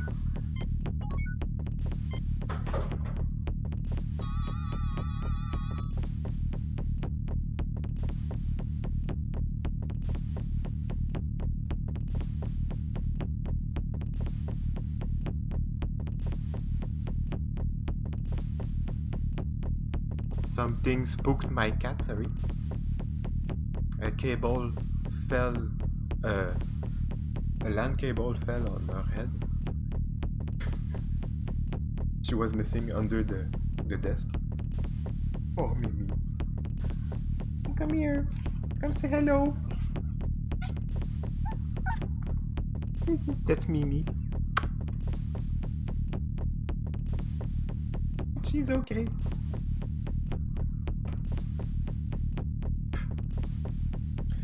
Okay, the life support system is malfunctioning. Repairs must be made soon, or the atmosphere will fall below the level required to sustain us, Captain.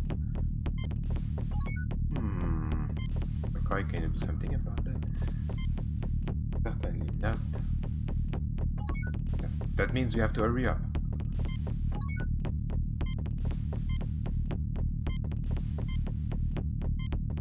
Okay. I don't know what to do. Oh, maybe you have an idea? Character Enterprise. Still don't receive them.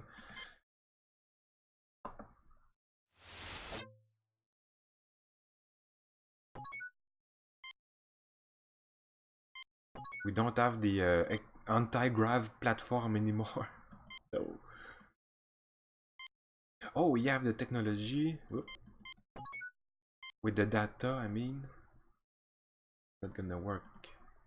Spock. McCoy, no. Spock.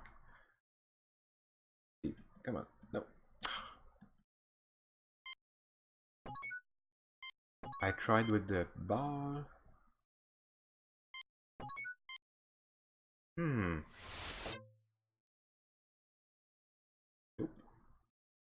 Oh, that's right, there is another door. I can retry the sensors. Now that mud is out there. I think I need my Vulcan. Oh! Captain Kirk can use it. Oh! Thanks to the library computer data limited through it is, these primary controls give me access to communications. View screen. View screen.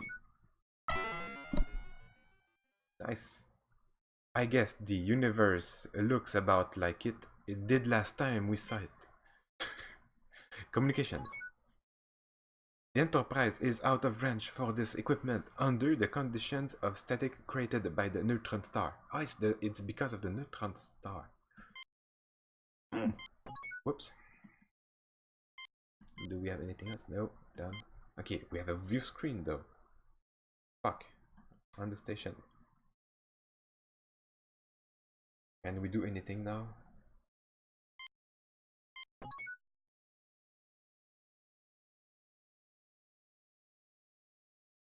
Same thing.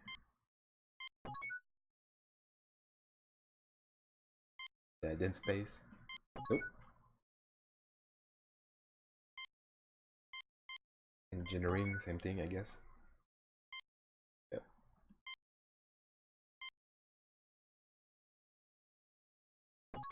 But hey, view screen.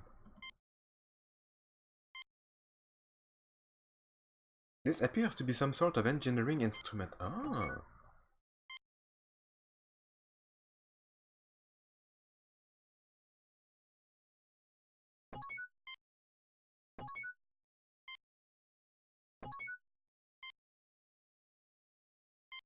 A multi-purpose repair tool. Oh, I have to... I mean... Oh, I know. Because Harry was asking for one.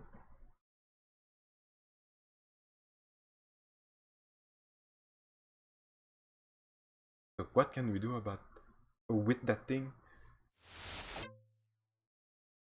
Let's see. Get over here.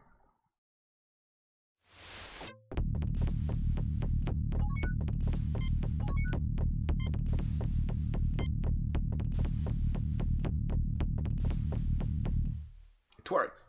That was a close one. Too close. If I ever get my hands on that no good mod will... I would not suggest we take the time to seek him. This emergency could occur again. I would suggest we hasten our departure.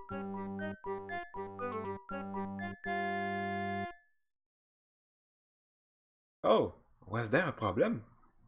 Mod, I'd have a... Sorry, no time to chat. I'm a busy man, you know. What?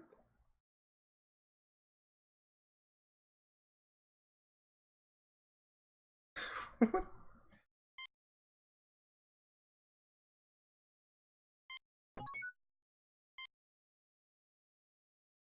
Salvage lock hatch, a common type used to link the derelict to the ship doing the salvaging. Whoop, whoop. It appears that Harry Mudd managed to emplace this access hatch without significantly damaging the alien ship. Okay. Right?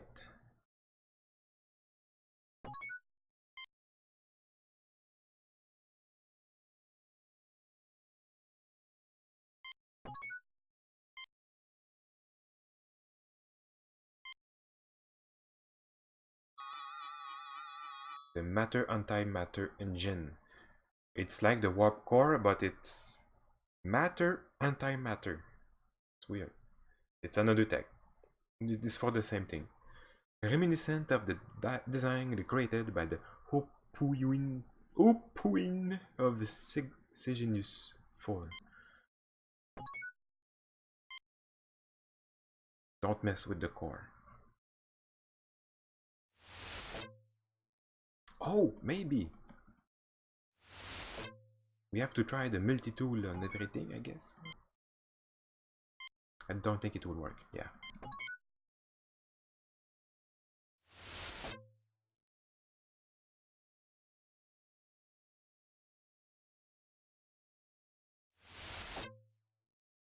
Multi-tool here, maybe?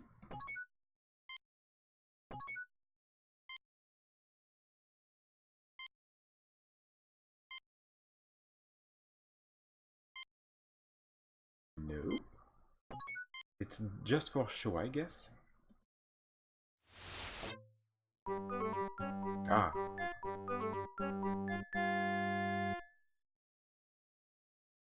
Mud. Oh, yeah, oh, he's starting this again.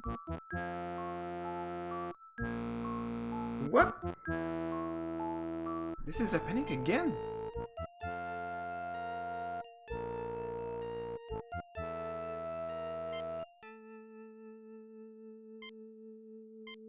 It's the second time.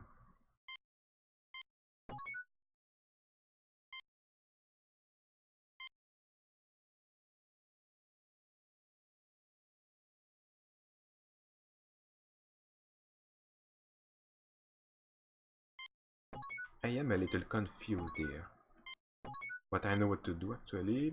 It's just weird that I have to do it again.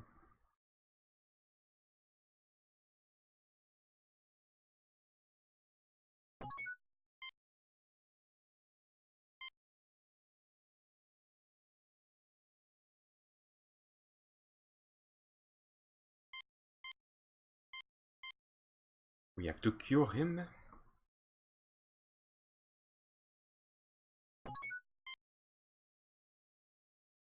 Guess. No, I don't know. The same thing. It's weird.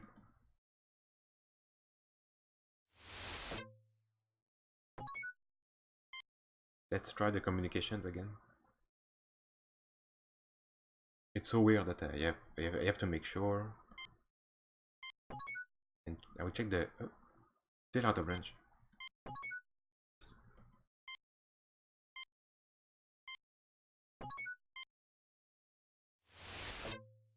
This is just a library.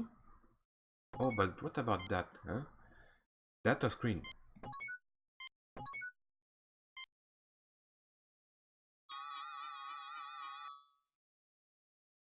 Okay, just a data screen. We don't need that. Let's play with the mid tool.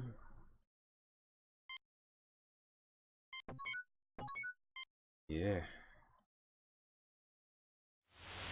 I'm looking at the walkthrough now. Mid tool. No. Oh, the hatch.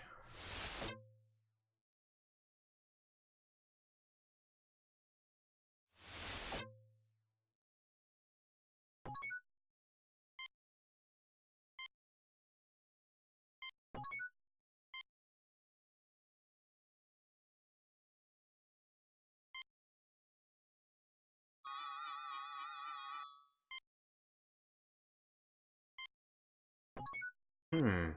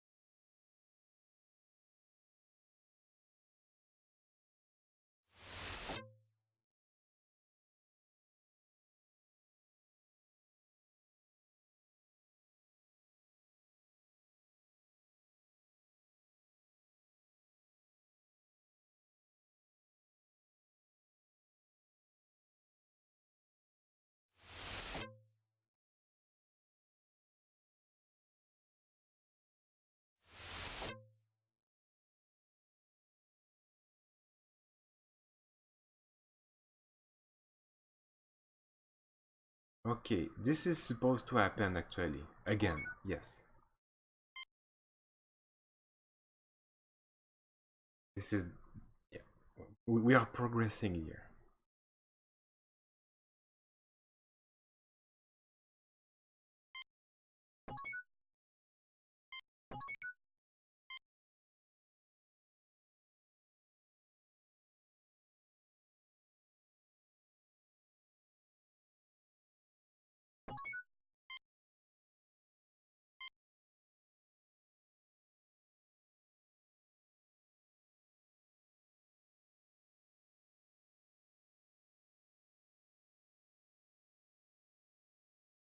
Okay.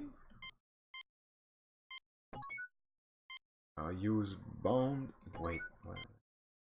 Keep. Now use bones. That's bones. Mud. Here we go.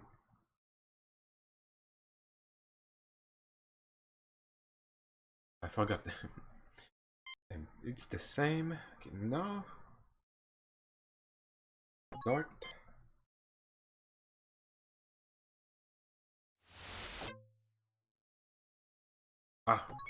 I see. It's the last move of the mission.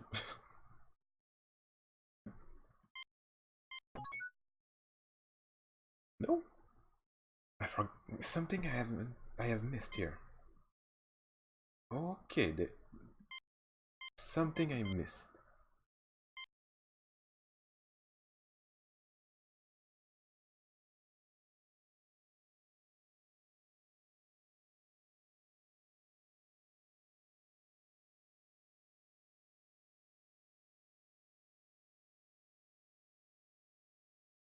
Ah, I see.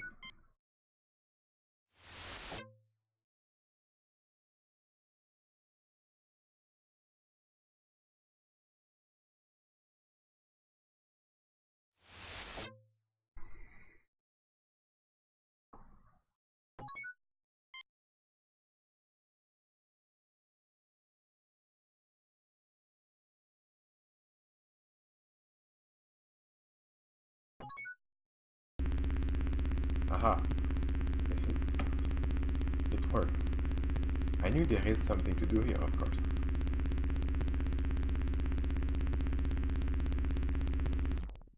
The device has finished loading, Captain.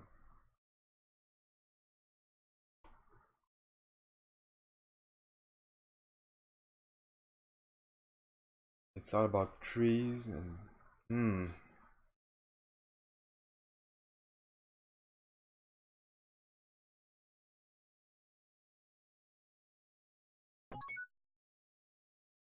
I believe, Captain, that this weapon must be hooked up through the main weapon's battery.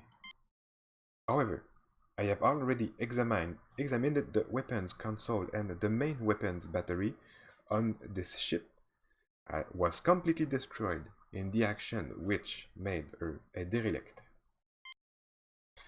Mr. Scott would have to go over this thoroughly, but I would recommend we try to take this weapon with us to the Enterprise.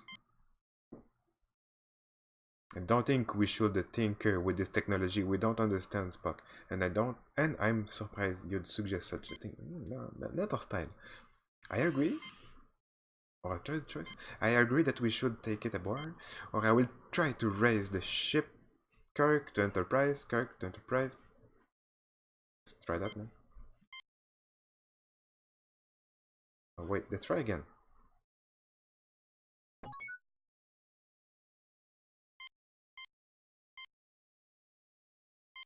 I agree. I will try to raise the ship. I says that anyway.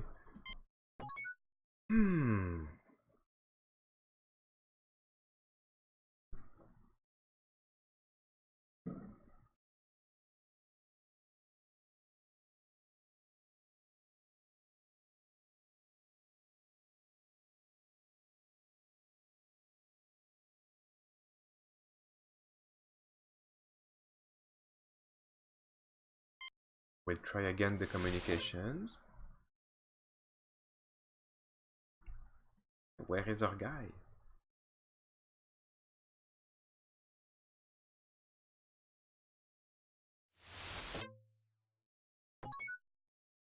Little save.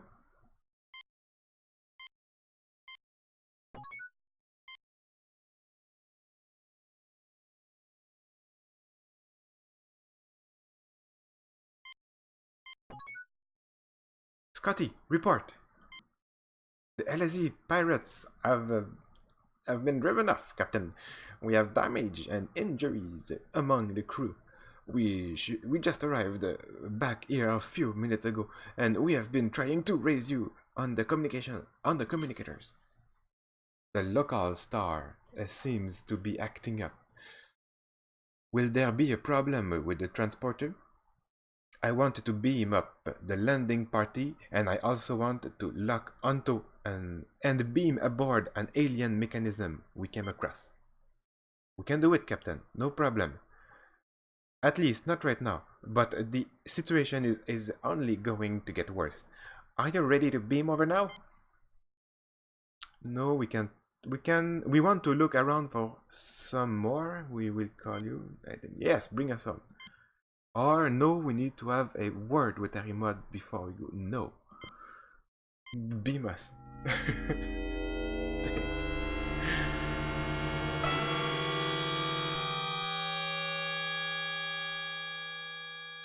A 3 commendation point with 98% performance. Nice. Top brass at Starfleet are impressed. Outstanding work, Jim. Yes, that's a good wave for your Sound Blaster card right here.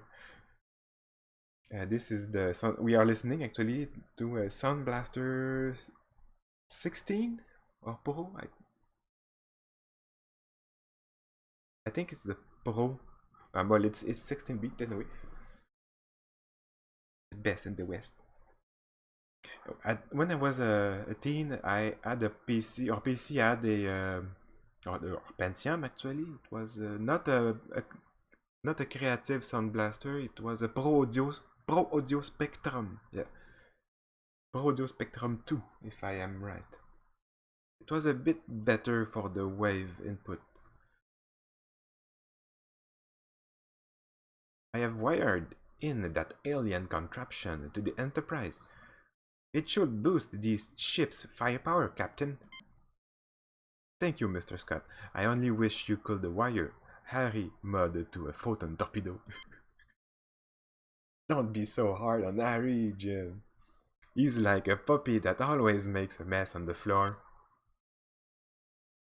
Puppies are cute, Bones. Harry may be a lot of things, but cute isn't one of them. While you were away, Captain, I made some travel arrangement that I thought you would approve.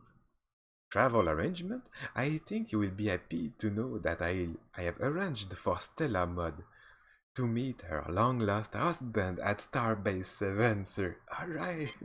Approved, Lieutenant. Take us out of here, Mr. Zulu.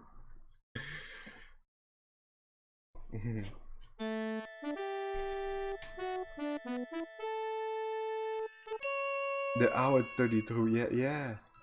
That must not be so easy to make function on your PC. The good old times. Speaking of time, we have a reference here. The Captain's Log, Stardate 5097.3. That's point 3 means it's the morning. Also, that Stardate is around the end of the original series. Starfleet reports major military activity in the Kingdom sector near Rakur, a planet on the edge of Klingon space. Intelligence indicates that the Klingons are mobilizing a large fleet to search for a renegade who was responsible for a disruption of unknown nature on that planet. Federation sensors have found a faint energy trail leading to the planet Zamphor. In the digital system, we have been ordered by Starfleet to track down the source of the energy and discover what happened to Rakur before the Klingon fleet enters the Federation space. If we are not successful, the Federation and the Klingon's Empire may find themselves at war once again. The God version, I don't think so, no? It's the file I got from the disk. I have the box here, and they work on DOSBox. I don't know if it's the same with Google Games. Before the Klingon fleet. Okay, yeah. Yep. It's a box that I own since 30 years ago. It's in the baggage, in the luggage somewhere.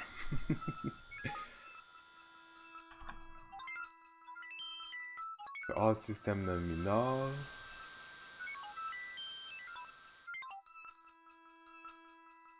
Let's see if I memorized that correctly. Power. No, that's not it.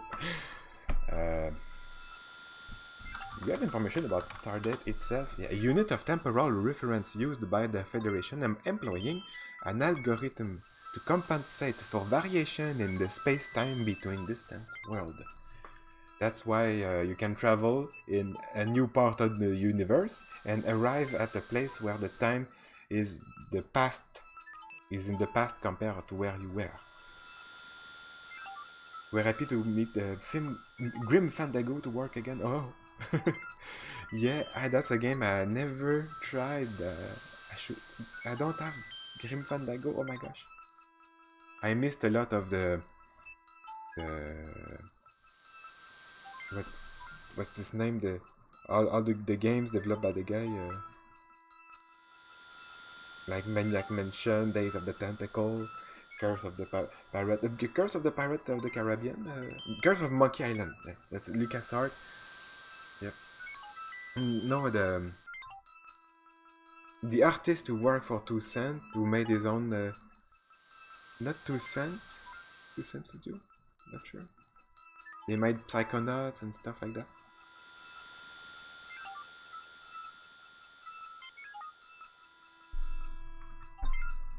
Okay. I think we simply need to navigate here.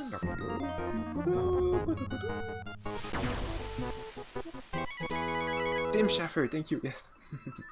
I have a bad memory for names.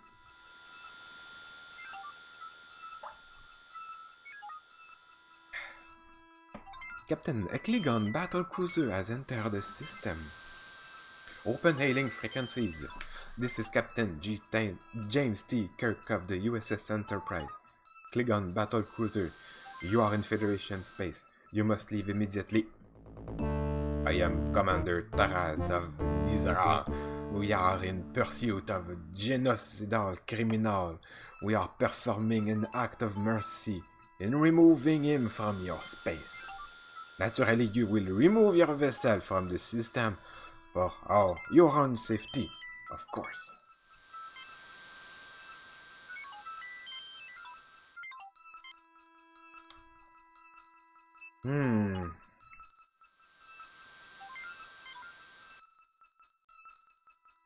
Take care of ourselves. You're in direct violation of the Organian Treaty, mister. If you have a problem, have your fleet commander take it up with them. If a Federation criminal were to pass into Klingon space, you would be saying the same thing to me. Yeah. If we are not allowed to capture this criminal captain, you may do this for us. We insist that we remain here to monitor the situation, but we will take no action provided that you can bring him to us in 12 hours. The cells of war are not allowed in Federation space. You will pull back to the Organian neutral zone and do so immediately. You interfere with a just cause. You respond to a cry for justice with arrogance. Now you shall see how Klingon deal with their enemies. Captain Denizra has fired. It was a bad response. Bad answer. But it was too tempting. We should have just agreed. It's okay. It's okay. This game is easy. It's fine. Shields. Raising shields. Arming weapons.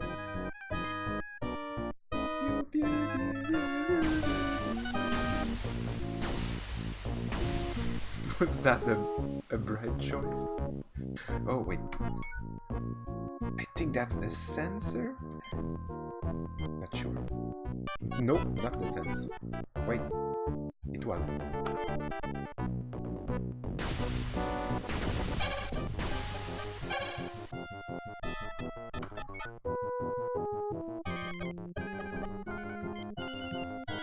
The sensor is damaged this time.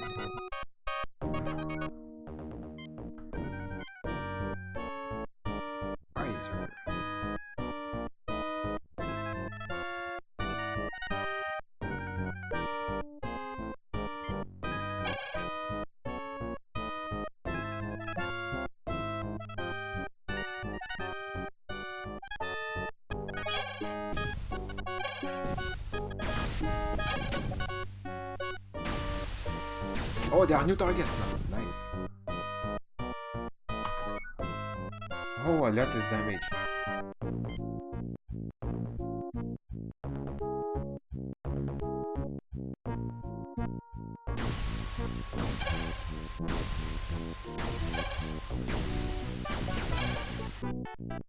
Our weapons are offline.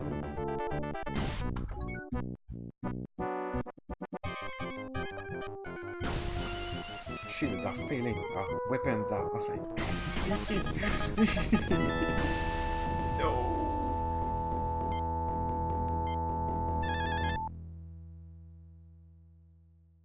It's fine.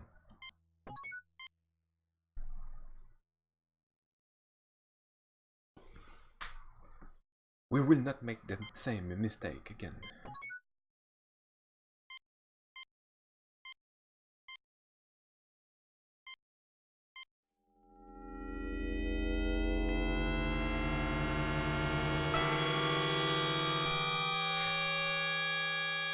There is always a guy with curly hair in the transporter room. It's so funny. And next gen, it was Miles O'Brien, interpreted by Cole Meany, and he was also playing one of the main characters. He's the chief engineer in Deep Space Nine. So there's a lot of curly-haired engineers.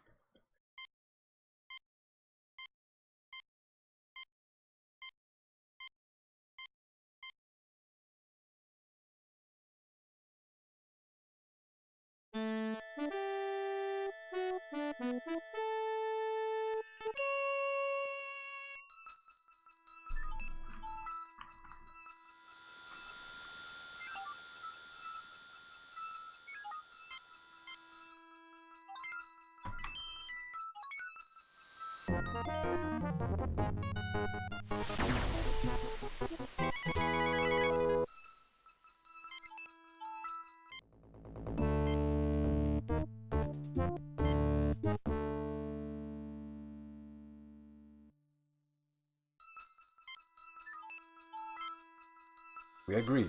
Okay, nice. That was the right answer. They are not attacking us, they are going away. And we will go to our bit, I guess, yes.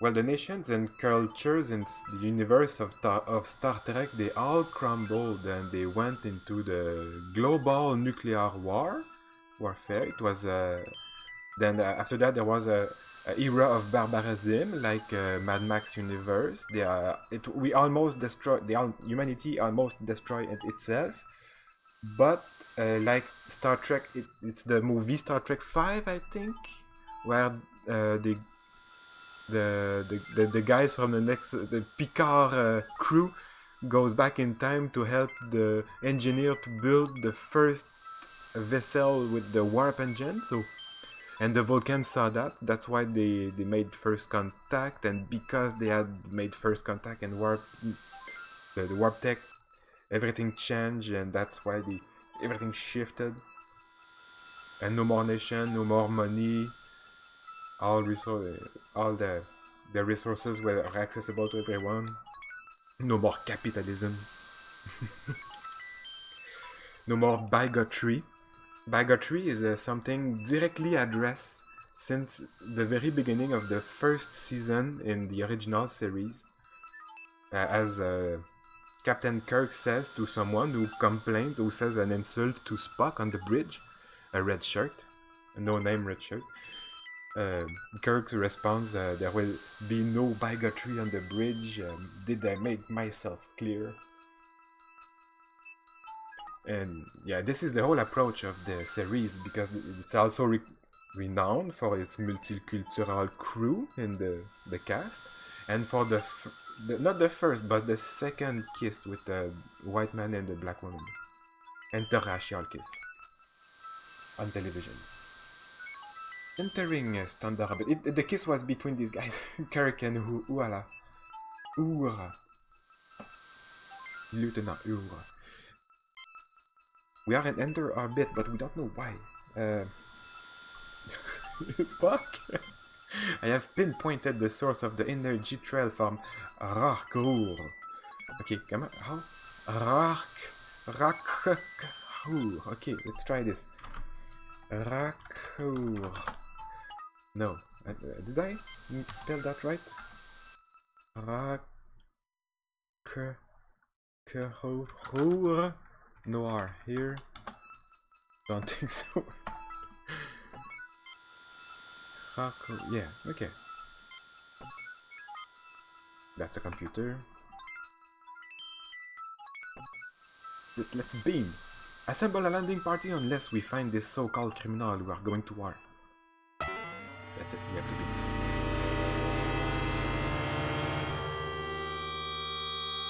It's always the first officers who beam down because in Star Trek, in Starfleet, it's the idea to have the minimal people to sacrifice when they go in mission, and because of the technology, a minimal crew is very efficient, so it's alright. And they always take the best of the crew, which is the captain and the first officers. So if the mission fails, it's a huge problem, and the starship have to go back home. It's over. But it doesn't happen. Of course. And it's special with Voyager because it's they embrace really this idea, and they have a special doctor and very advanced medicine because they are in the Stardate like 50,000, I mean. That's our guy, I guess.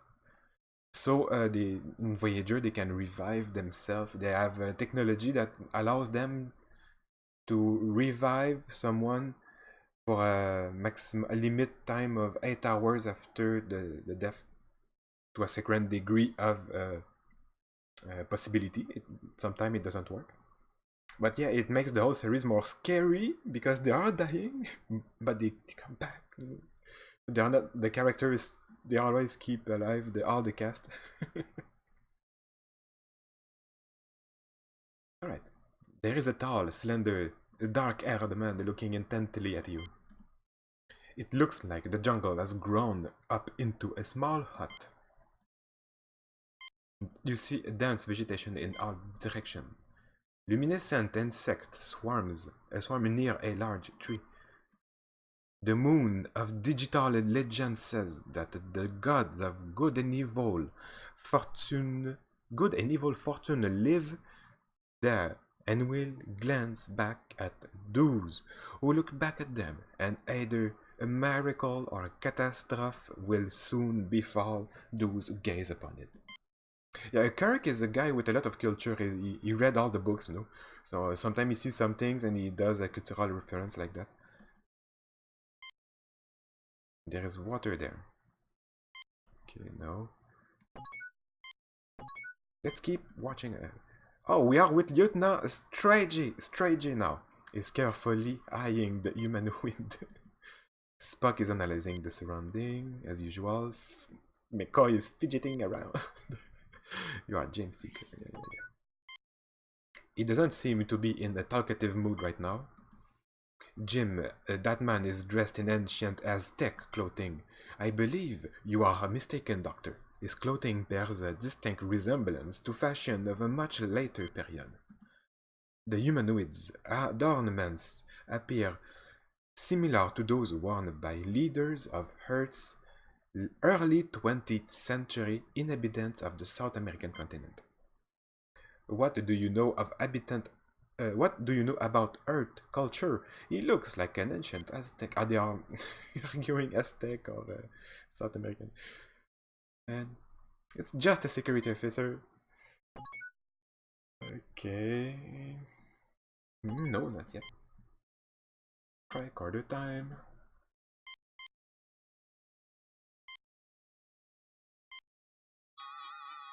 I am picking up multiple life forms in the surrounding region, Captain.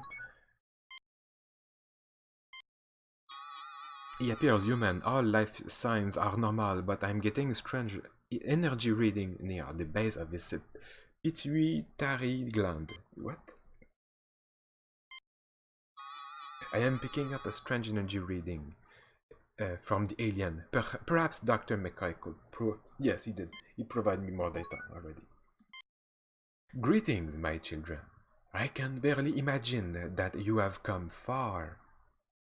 So far. I am Captain James T. Kirk of the Starship Enterprise. Did you know that Klingons are looking for you? What did you do to get the Klingons knickers in the nut? What? We are not your children, and we do not appreciate this wild goose chase you have forced us into. The Klingons, amazing! This is the first time one of my missions has produced a result so swiftly. Missions... Drain right. Missions. Listen, Mr. Whoever you are, and missions... Any missions conducted within Klingon space fully jeopardize the peace. Damn, they're right. The result were swift. The Klingons have been raiding colonies looking for you. No, you must be lying. They could not be raiding if they are looking for me. Violence was not the message of any of my missions. I, Quetzalcoatl, preach universal brotherhood and peace. Quetzalcoatl? How fitting you would name yourself after one of the most bloody-handed gods in Earth's history. Bloody-handed? My people love peace. Your followers regularly sacrificed other believers to you after you left. Oh, okay. He is Quetzalcoatl.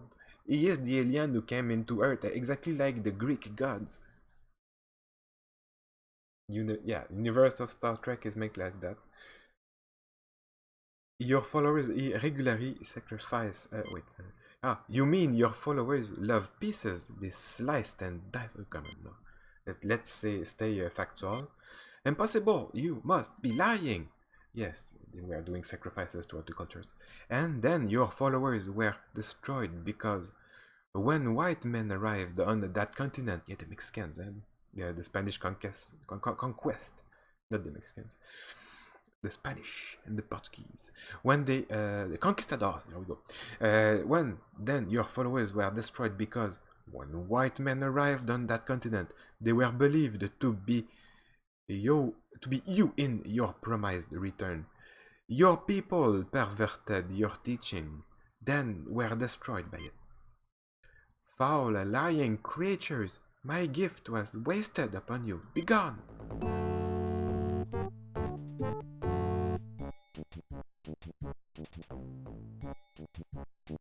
The god Quetzalcoatl talks. Speaks. You clearly are not the inheritors of the noble Aztec world. What you have said has greatly disturbed me. You should not lie so. You shall remain here until you have learned the error of angering Quetzalcoatl. Okay. There is light suspended from above a chain. You are in a deep pit. It is a long, hard climb to the top. There is a vine hanging down to the tip into the pit. But Lieutenant Strachey is carefully examining the pit. Kirk does not seem very happy with his current predicament. Spock is carefully examining the pit. McCoy examining the floor of the pit. You are in the... Oh. This particular snake doesn't seem to like your company and moves whenever you get near it.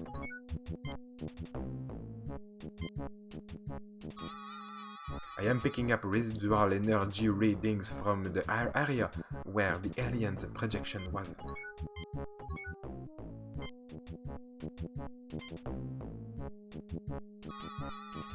It looks like a Zamphorian pit snake, a rather common species in this region, noted by galactic herpetologists for their quickness. It is not venomous or dangerous to humans.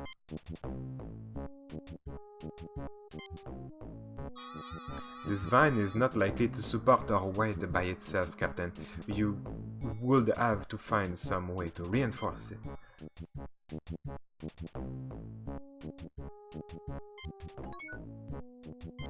With the snake? It's gone. It's back.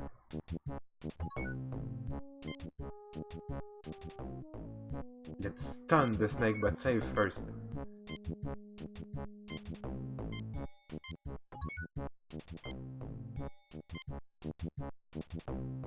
It is logical that an entity that professes to teach peace would render our phasers inoperative. Ah, no more phasers.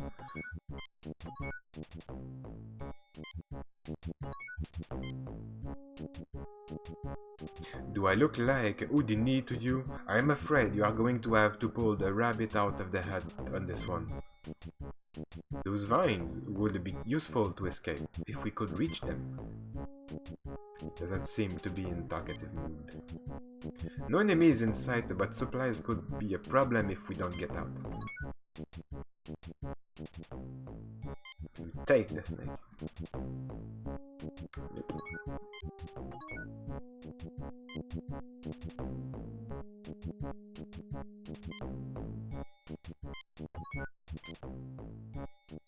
Fascinating, our communicators have apparently been rendered ineffective.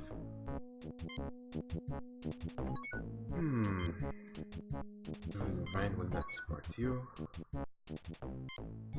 Something to do with the snake?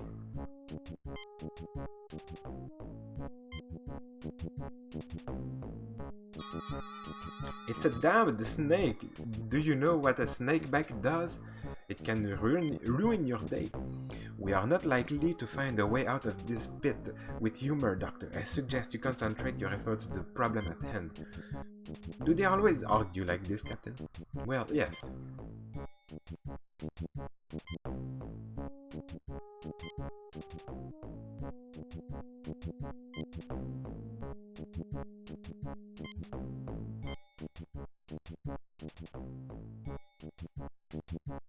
Why would you want to do that? Let's not go misusing a medical kit, Jim.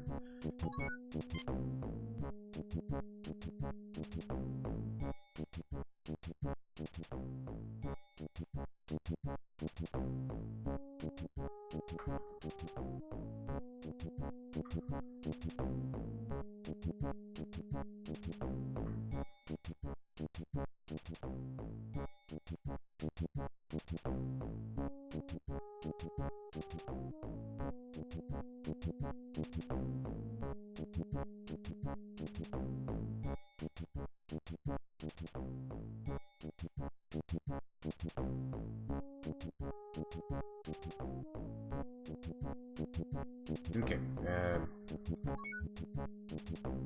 I'm missing something around here. What's that? There is a tiny hole in the wall at this point. Certainly no human could crawl through here.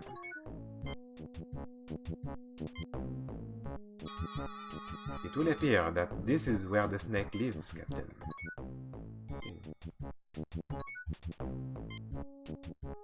There are rocks here, quite suitable for picking up and throwing. It's quite easy. Easy to figure out. Use the rock on the snake.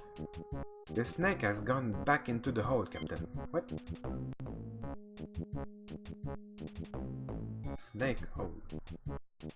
Ah, okay. Now the snake is trapped. Now we can pick up the snake. Of course, we want to pick it up.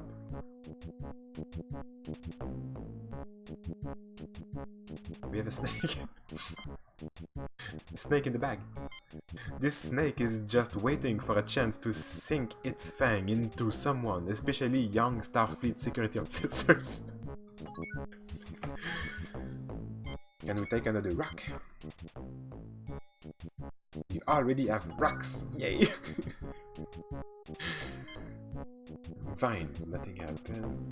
Light, nothing happens. Oh, there's something up there. Oh, look at that. Fascinating. It did appear to knock the vine down near to the point where one of us can reach it. Didn't they have baseball on Vulcan? Show us your fastball, Jim. Speaking of baseball and Vulcan, there is an episode in Deep Space Nine where the crew have to play in the holodeck a match of baseball, and they have to train for 2 weeks to get ready to face off the Vulcans, a team of Vulcans, which are like faster and stronger. So it's like unfair advantage. Baseball. No one plays that anymore. Good try, though, sir. Well, Captain Sisko plays baseball. More, yeah. In the first mission, you have to use the phaser and destroy rocks like that. So I figured that one by myself. The probability of getting the vine on the second try was only 36.53%. Well done, Captain. Probability? That was a perfect pitch if I ever saw one. The new sport in Starfleet? It's squash ball. It's some kind of tennis. It's tennis with metallic racket with all sort of angular angular pads on the wall. It's very fast, and yeah, they play that in Deep Space Nine. Dr. Bashir and Miles O'Brien does play some squash ball. I think we can find. I'll show you. It's in alpha memory, I guess.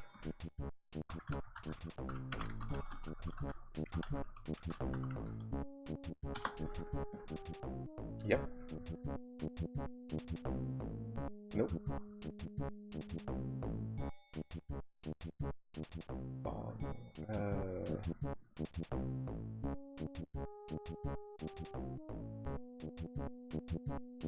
No, there is. I don't think sport of tennis. Oh, yeah, there is. There are different sport. The sport related to the Ferengi is the tango, which is some kind of roulette for the casino. The Cardassians have Pinoch, the Pishnot. Oh, it's spring ball. It's a Bajoran game, actually. I was talking about spring ball, yeah. Yeah, in Deep Space Nine there is spring ball culture. There you go.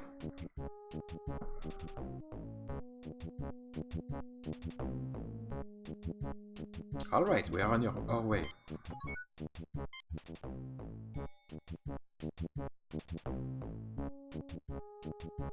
$3D chess, yes, of course. Good point. You can buy the 3D chess. It's a game you can play.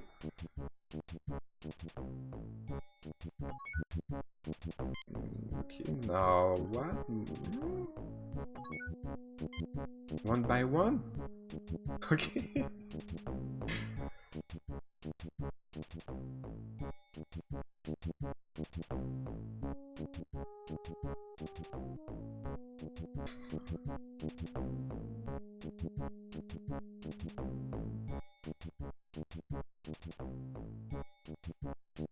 Let's go, Mecha. You can do it.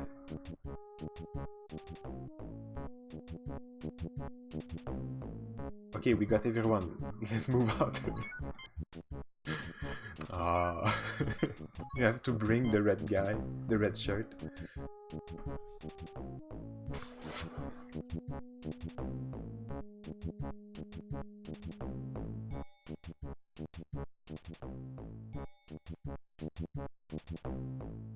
Okay.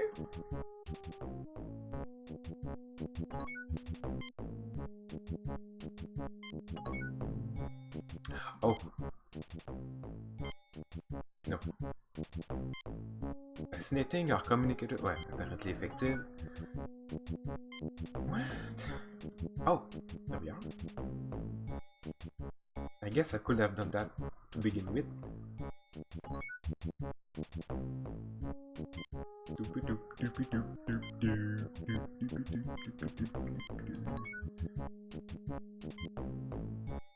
Trees to the left of you, trees to the right of you, into the valley of trees raced the landing party. You are in the densely vegetated area. The overgrowth blocks your view in all directions. This great tree has been in this jungle for centuries. I fail to see the logic.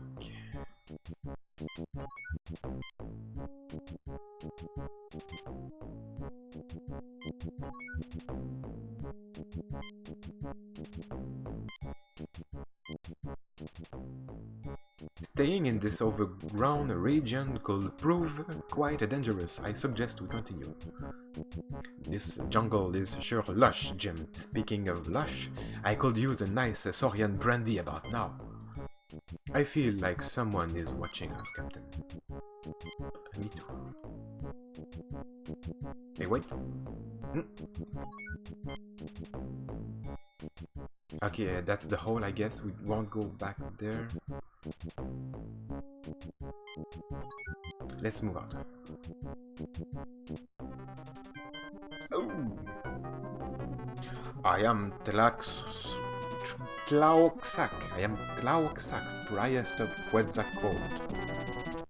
Only one who knows his ways may approach his holy ground.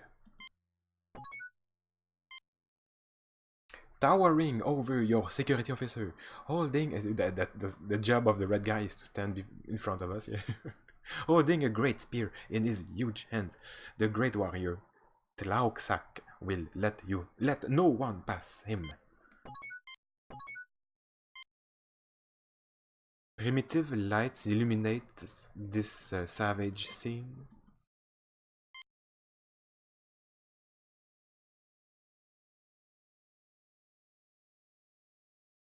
Okay, he's just blocking us. I will not listen to your deceitful ways. Use the snake. Indeed, you know the ways of Quetzalcoatl, but only a man of courage, one who will shed blood, will pass. What?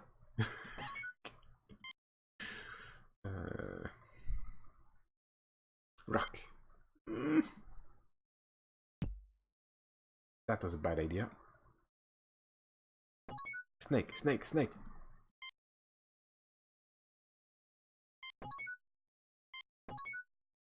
What am I doing now?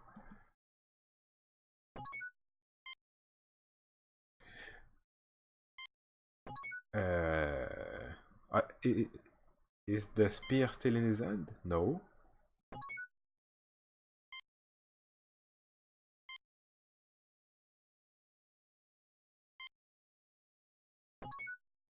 Cup.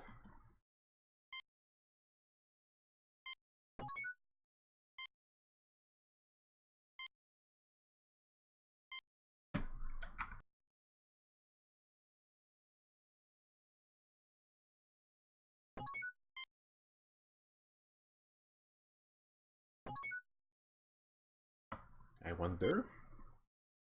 Koi, get back! You may not pass until you prove your worthiness.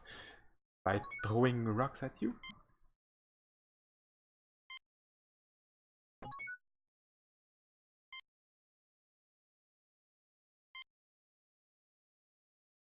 Perhaps our host will be more reasonable now. I recommend trying to locate him, Captain. Huh? Did you ever get the feeling that people don't like you?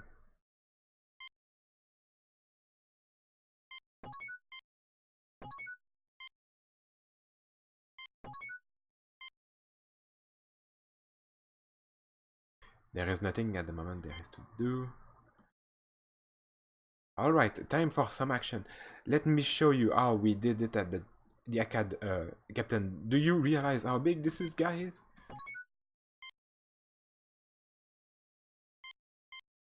May I remind you that David defeated Goliath? Well then, send in David. Yeah, I threw a rock already.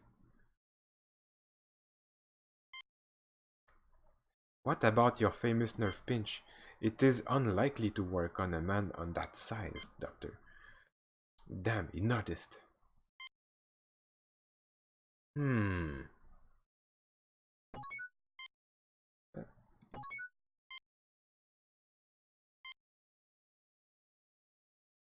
Rock again. Oh, there we go. Tloaksak falls to the ground, unconscious. He dropped the knife, Jim. Get the knife.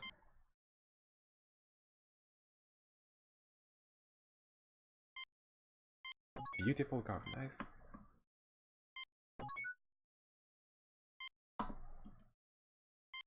A beautifully crafted stone knife inlaid with Aztec pattern. I knew they were Aztec. McCoy was right. Okay, the Aztec warrior lies on the ground, unconscious.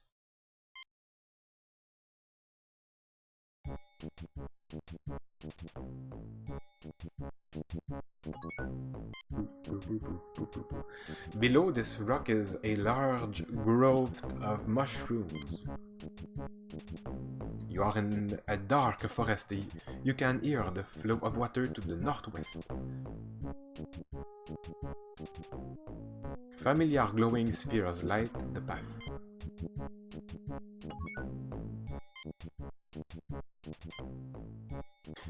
It's getting a little cool out here. Keep warm. I don't want a bunch of sick crewmen when we get back to the ship, if we ever do get back. Does every planet-side mission have this much adventure, Captain? Mind you, I can't say Mr. Quetzalcoatl is making a very good impression on me. Fascinating. The trees are able to grow very close together in this forest, Captain.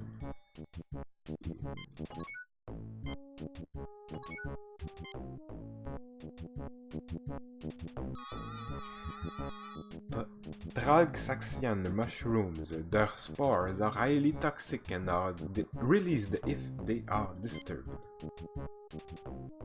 Everyone is healthy, Jim. There is no need for the mid-skull kit here. I would strongly recommend against touching these, Jim. They are highly toxic.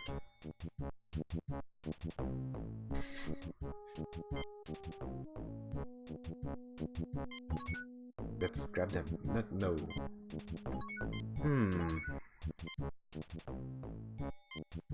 Sword, no.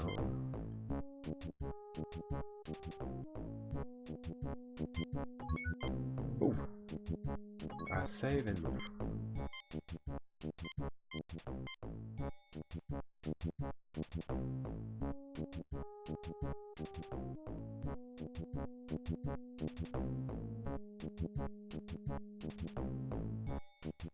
Cannot go any further?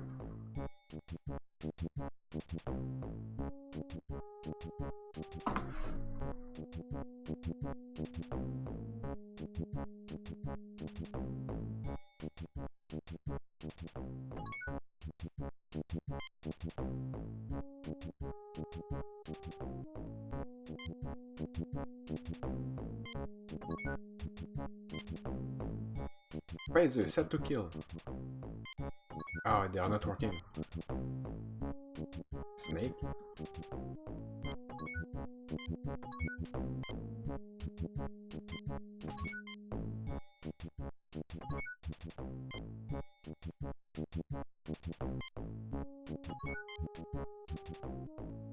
Looks like there is a path, but nope.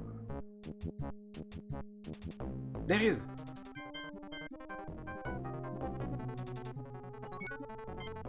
Nice textures. The river water is too muddy to get an idea of its depth or what may be beneath the surface. The log looks quite old and sturdy. There seems to be a light cave beyond the log. Okay. I'll give it a try, Captain. Let's go, Strudgy. Strudgy. Oh, no! Strudgy, no! No! What the heck happened here? The tricorder shows nothing unusual, Captain. The creature is still downstream. There goes our red shirt. That's what I like. There's this little Cthulhuian inspiration in Starfleet, in Star Trek. I'm not reading that creature anymore, Jim. It's gone. Okay, we can go.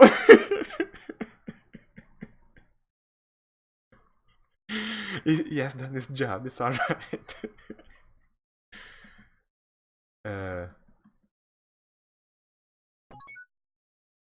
Wait, there is something here. No?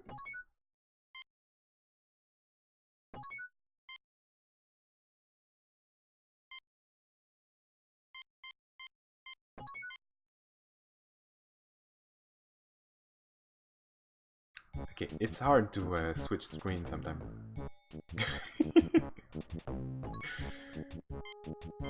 Okay.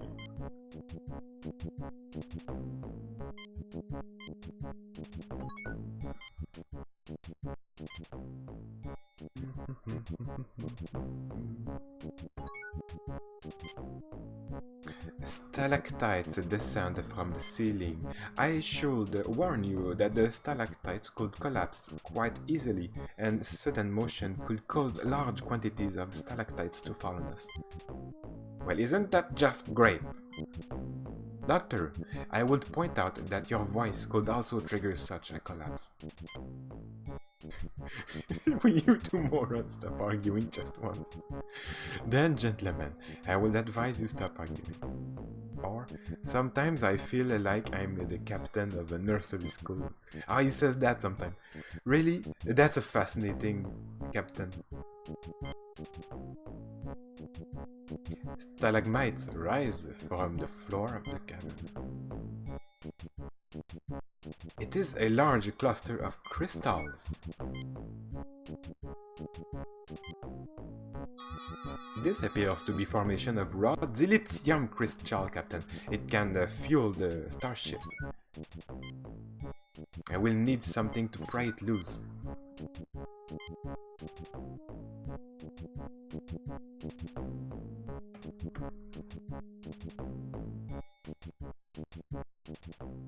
You have one dilithium crystal in raw form.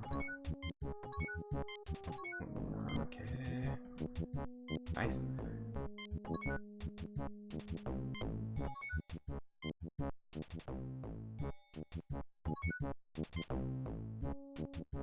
I have lost any appetite I may have for squid, Jim. There is a contradiction, Captain.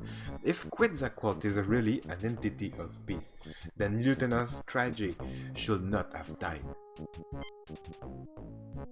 Perhaps we should hold on to that hope, Mr. Spock, that a civilized being will not kill for trivial motives. That creature was quite real, Mr. Spock. We will discuss this with our host when we see him. Or, unfortunately, human history is full of people who did not practice what they preached. Quetzalcoatl is just one of a long line of them. I don't know. This whole experience feels like a test, the equivalent of a 20th century Earth lab rats running through a maze.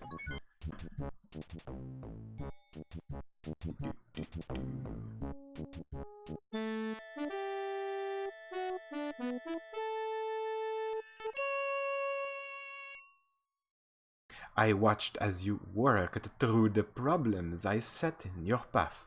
You are valiant, intelligent species. I was particularly impressed by the sacrifice made by Lieutenant Strachey. Of course. I gave him back his life. He is now safely aboard your vessel. Oh, there is an episode like that where I don't want to spoil it, but yeah, so someone dies, but it's like the same thing here. Yeah, each red shirt has a name, just like in the original the series. They always gave a name to the character before killing him. They says the name at least once. Like Kirk says a comment about him, a positive comment before going to his death. I was particularly inspired. Of course, I gave him. I would have been more impressed had you found a less violent solution. My children are dear to me, even so few choices remain to me. I did not use the tricorder in the swamp. Maybe I could have detected the life form before and do something about it. I would like to have a tricorder in real life. It is very useful. It's a sensor for life form, radiation, metallic object, movement, all sorts of radio wave. It can also detect a sensor through subspace emission. Subspace is a whole new thing for in Star Trek. Subspace communication, for example. Well, it's like one example of that in another franchise will be the warp in Warhammer 40,000, where it's like another dimension where everything is connected together, and it is also through subspace that you can have the technology of space folding travel, which is not the same as warp, not to be confounded as the warp in Warhammer 40,000, which has nothing to do with the warp in Star Trek and in sci-fi, in the technology presently. The warp is the technology of gravitational waves. So we use gravitational waves around the vessel to make it go at the extra not sub. How do you do that? At light speed. There we go. To move at light speed. They also need faster than light. Thank you. Exactly. The faster than light speed. But in order to do that, you also need inertia dampers, which is a more fantastic technology in the universe of Star Trek. If you go to the speed of light, you have to accelerate slowly. But in Star Trek, they can go from one instant to another in warp speed. But they have inertia dampers, so they don't get splattered around the back wall.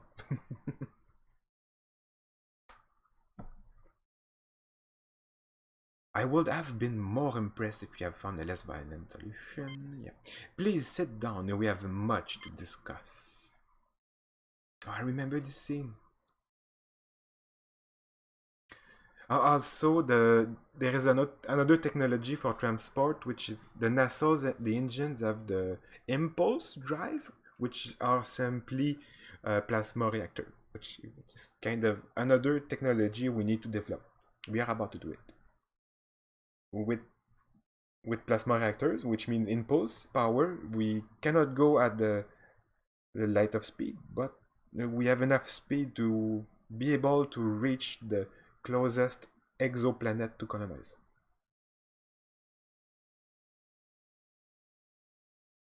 Yeah, there is also a theory that says that no matter can exceed the speed of light, but it's only a theory. I have added up to there with so-called superiors being there. No, that's not a good one.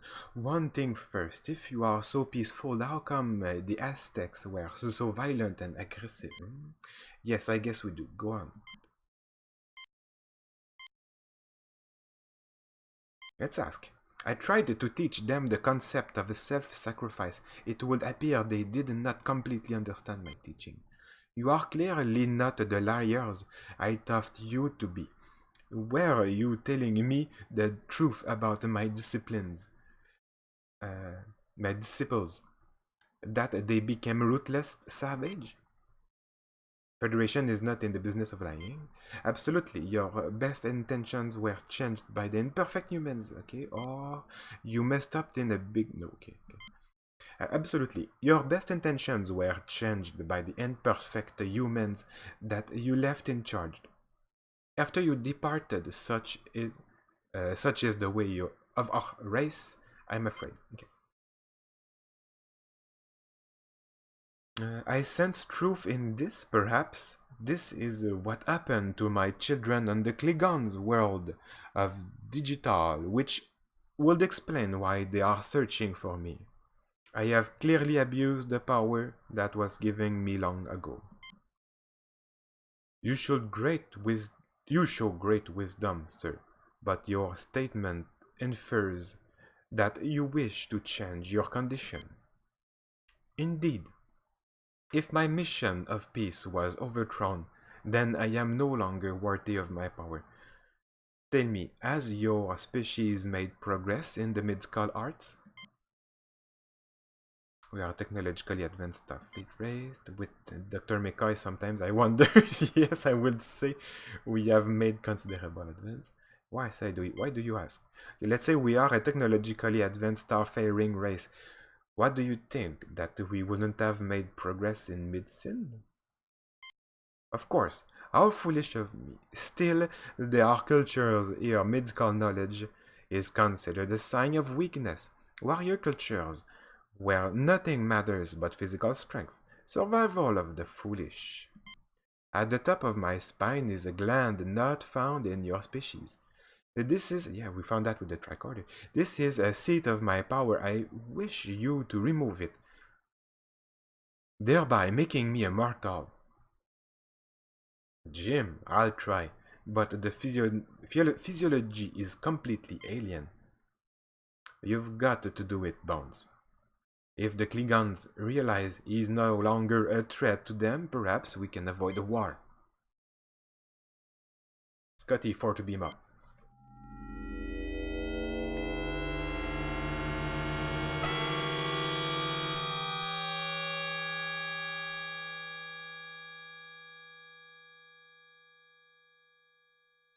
Let's bring her out of orbit. Captain, 3 Klingons heavily battle cruiser have just entered the system. Admiral Kenta is hailing, sir. I didn't save before. Federation starship. This is Admiral Vlik Kenka of the Klirta of the Klirta. You are aboard a criminal who caused the destruction of entire population of Rarcour. We are an... Oh, that's how it's spelled. There are typos sometimes. There was a H before. No more. We are not prepared to negotiate. You will proceed to Rarcour. You will proceed to Rarcour, where a court of Klingon justice will be convened. If you refuse, we shall destroy you. Whoa. Admiral Vlik, the criminal whom speak is in the middle of a very delicate medical procedure. We cannot be handed over to anyone at this time. Or I cannot believe Quetzalcoatl mission to the Arcor would cause. Since when do Klingons give orders to Federation? Ooh. I will try the first one. Admiral Vlik, the criminal of whom you speak is in the middle of a very delicate medical procedure. We cannot be handed over to anyone at this time. His attempt to corrupt the Empire with his philosophy led to the destruction of all life on Rarcour. What? How could a philosophy of peace and non-violence cause the destruction of all life on Rarcour? Rarcour has been governed by my family for generations, but even they were corrupted by him. It was a matter of honor that his lies had to be silenced, no matter what the cost. My god, you killed your own people just because they had acquired a philosophy that you disagreed with? Oh, so you killed them? Your own family? You were responsible for the death, not Quetzalcoatl. Or you murdered them. You're insane. Tell me, how much do you commanders know about what you did? Or do you need to kill your Quetzalcoatl to hide your deeds? My god, you killed your own people, they had acquired, yeah. Not Quetzalcoatl. It was that creature's fault. Had he not interfered in our affairs, the people of Rarcour would be alive. Clearly he is responsible. Message from Starfleet Command. I will argue this with you later, Vlik. Contact your superiors, Kirk. You may be surprised. Sorry.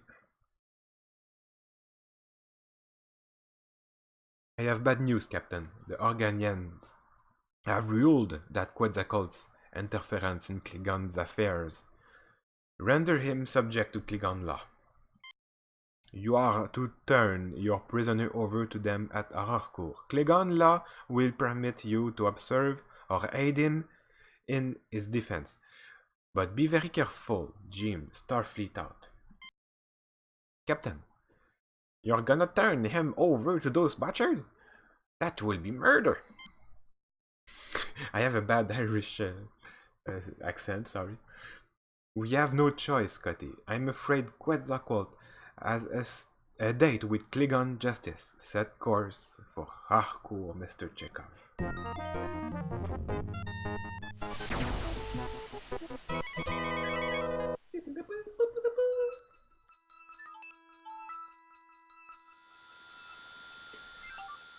Oh boy. Captain's log. We have come to the ruined Klingon planet of Harcourt to deliver our guest, the mythical entity Quetzalcoatl, to a Klingon court.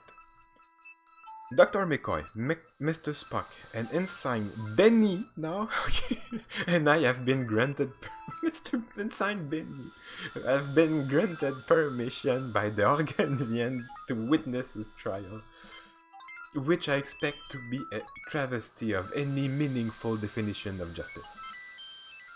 Spock, come with me. Mr. Scott, you have the con. I remember this part. The prisoner and his witnesses may stand forth, so the trial begin. Okay. So Kirk, we finally meet. I had thought it. Oh, I should have watched before. Looked. I have not even saved. We finally meet. I had thought it would be in a battle, but the universe holds many surprises. There's nothing less appealing than a gloating Klingon Vlik. Let's get this trial under. Or stick around, Vlik. There are more surprises awaiting for you. Or why does every Klingon tell me they expected to meet me in battles? You really have a one-track mind.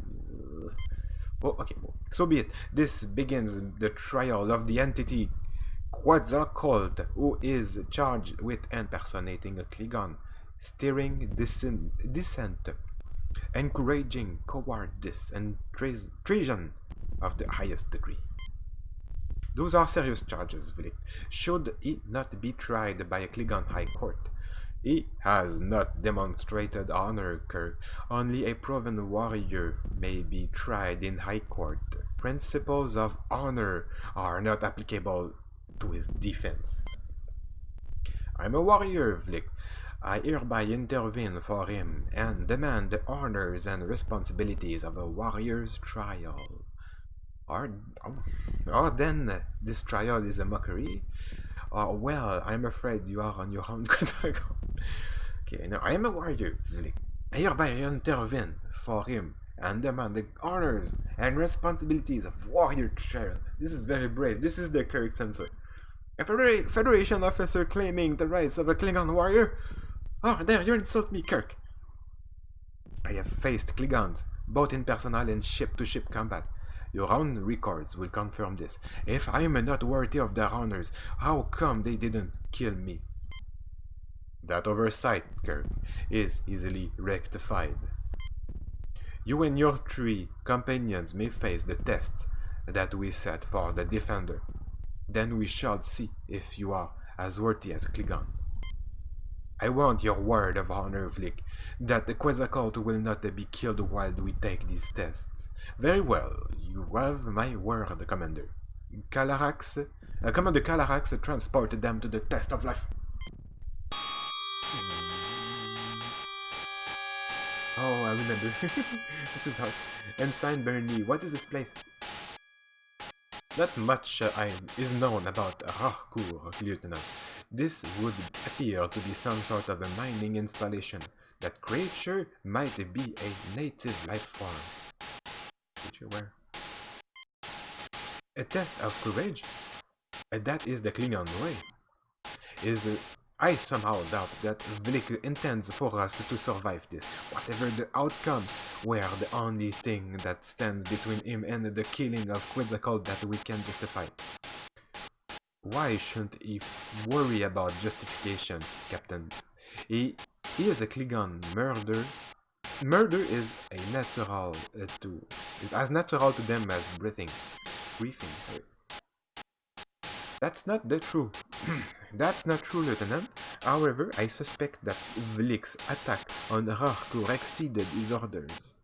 He needs Quetzalcoatl as a scapegoat, and he needs a fair trial to avoid an inquiry of his own action.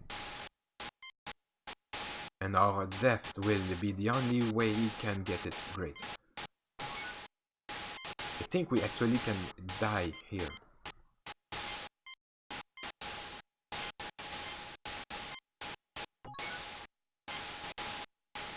These wooden rods are support beams that were not placed.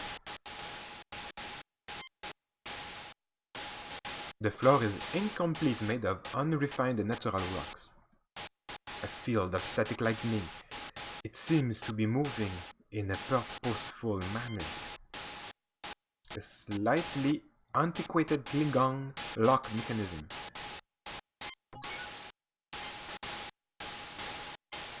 Minimal equipment here.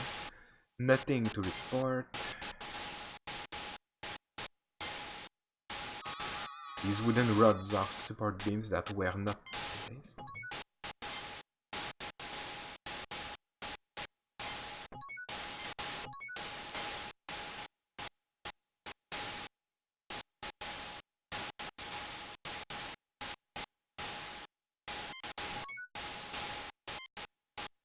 Support beams. Clunk. Clunk. Clunk. Clunk. Oh, let's do a speed run. Clunk. Clunk.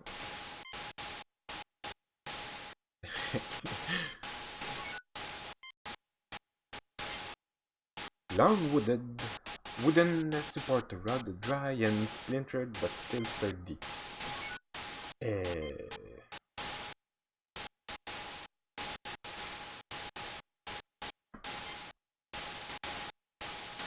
You burned one of the rods. No!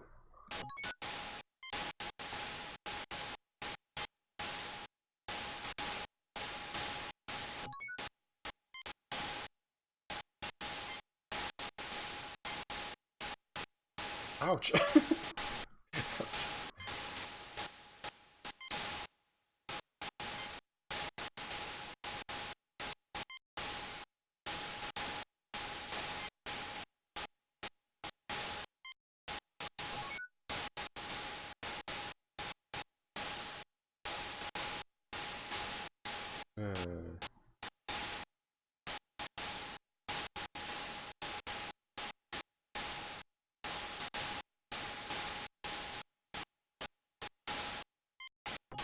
Phasers? No effect.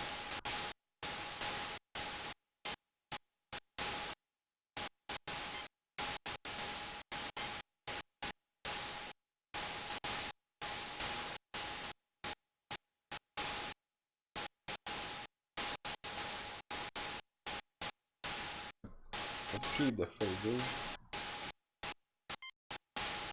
Aha.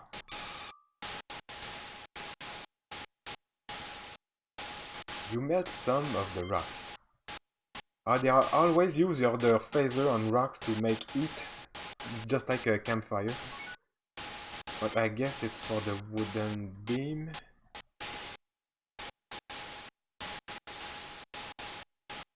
Oh, you coated the rod with molten iron. It hardens quickly, and now we use that.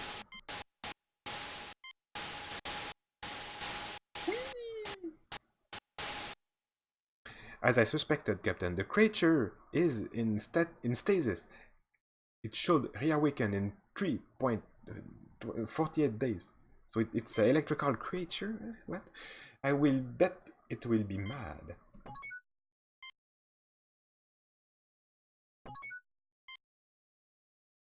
Okay, Can you operate this, Spark? We do not know the code, Captain. Or maybe we should walk? Test of life. Test of life.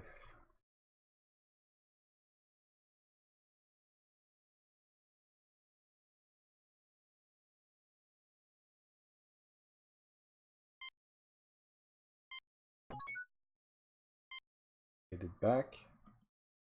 Captain, I would strongly recommend against disturbing the rod. It could result in awakening the creatures or possibly electrocuting you.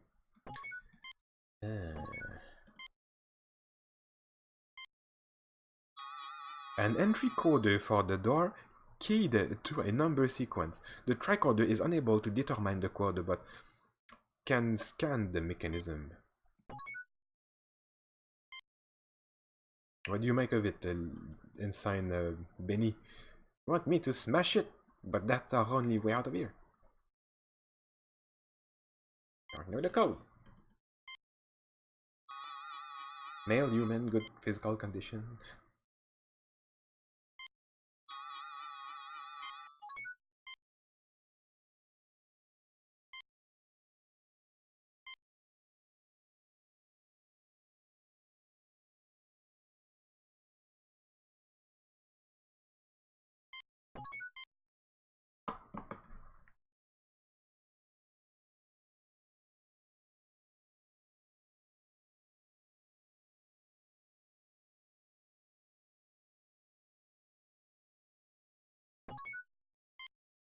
Communicator?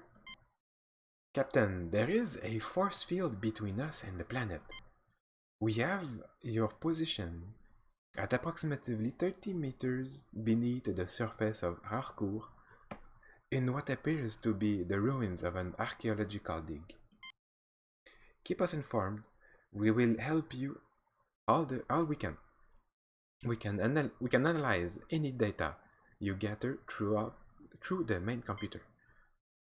Ura, prepare to receive a tricorder message. There is a door with an entry coder here. Try to analyze the circuits and let the main computer crack the code. Scan complete. Main computer has the code. We also read an anomaly. Something else has tapped into the key code. Shall I analyze it? Just want that door. No. Affirmative, Ura, of course. Sir, we have a secondary code that is nested in the Klingon's program. Computer is unable to analyze its function. Shall we broadcast it to you when you activate the keypad? And I will do affirmative. I think that wait, why would there be a Klingon code here? Maybe it's a code to deactivate a booby trap. Affirmative, I'm curious. Good luck, Captain.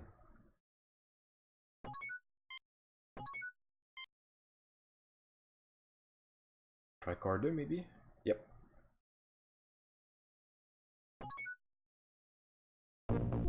It works. Everybody with the tricorder. What is this place? This is not Klingon technology, Captain. Even I can see that, you pointy-eared freak. Gentlemen, I suggest we start trying to find out what this is. I have a feeling we have come someplace Vlicht wasn't expecting us to go. With the Klingon code, that's it. It's a secret room. Ruby gem, like a giant ruby. It is artificial. Green, blue. It's a color puzzle. You look but see nothing here. A strange yellow light.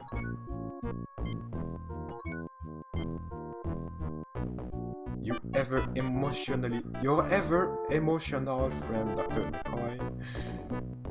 Ever logical friend, Spock. Hero of the galaxy.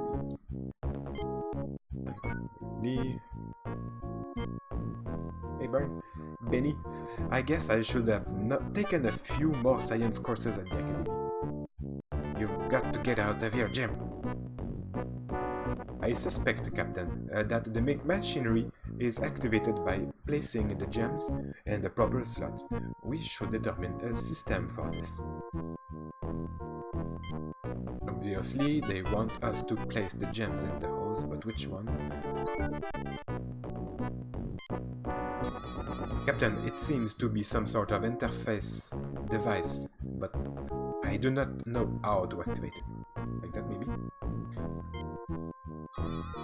Your tricorder's recording functions are working, but it does not seem to be able to analyze.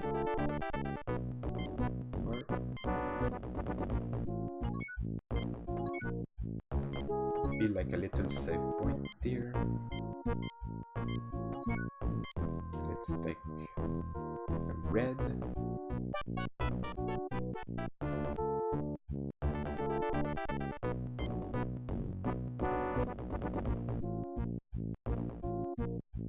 I'm curious, is there another room? No.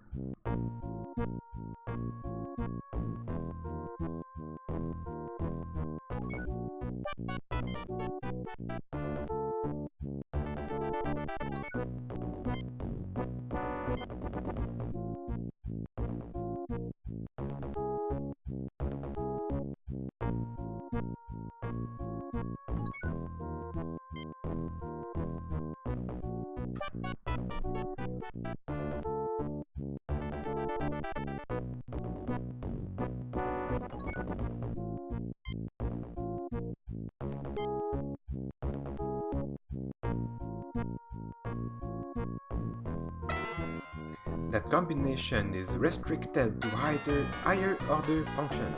Neural interlink required. Interlink?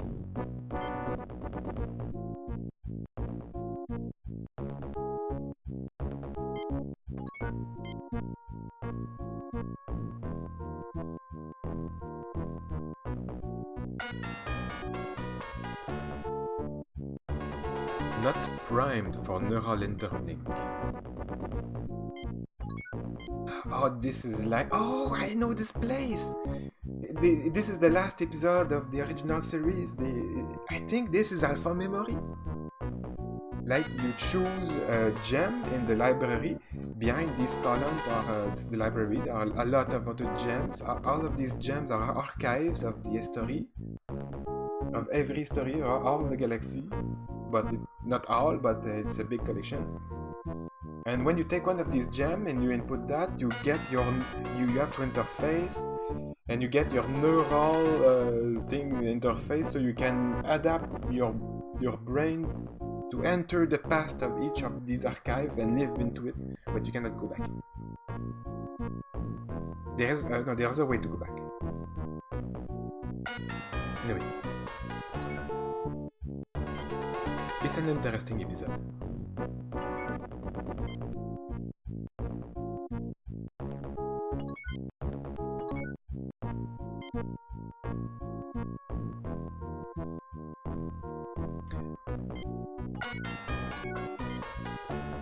A platform emitting a beam of light. Beam. Use the beam.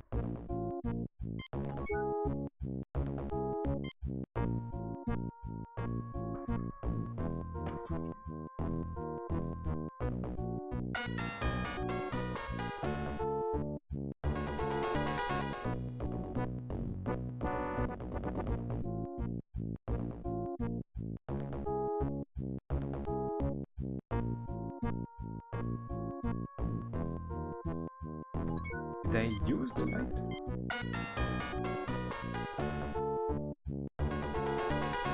There is nothing at the moment.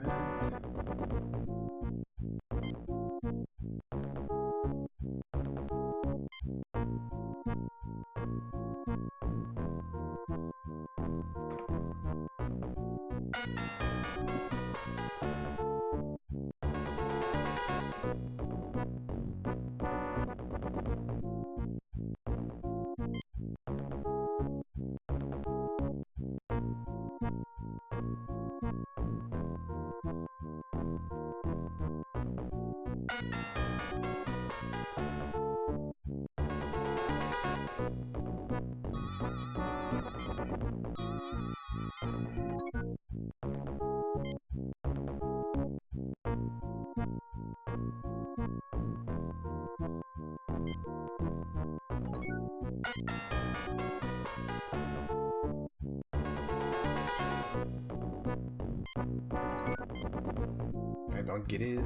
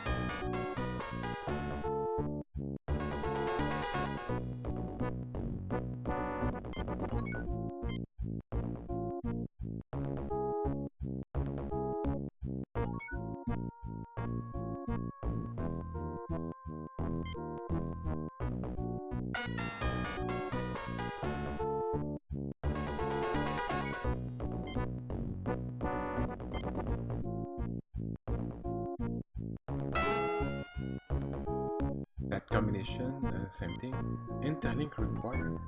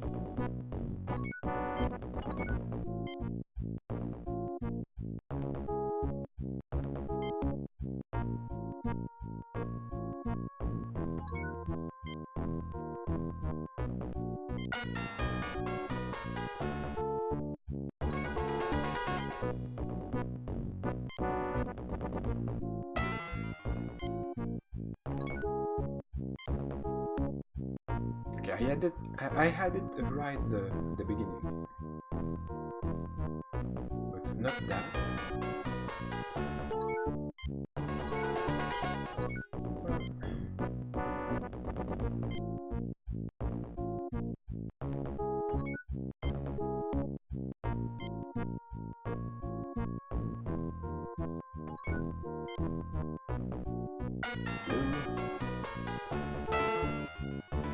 Yep.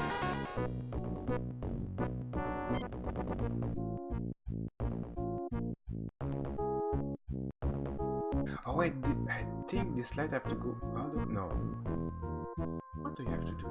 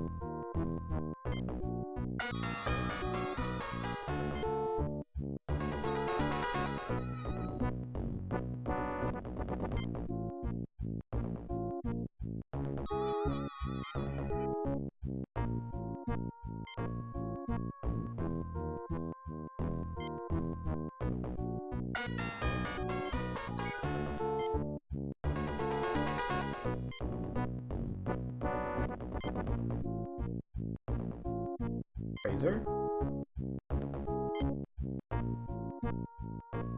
Phaser not working.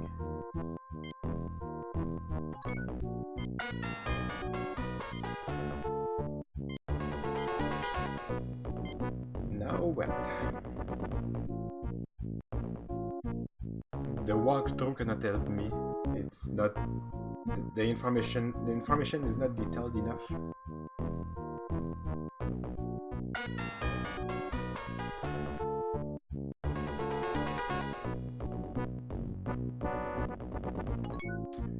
Intercom. Communication not working.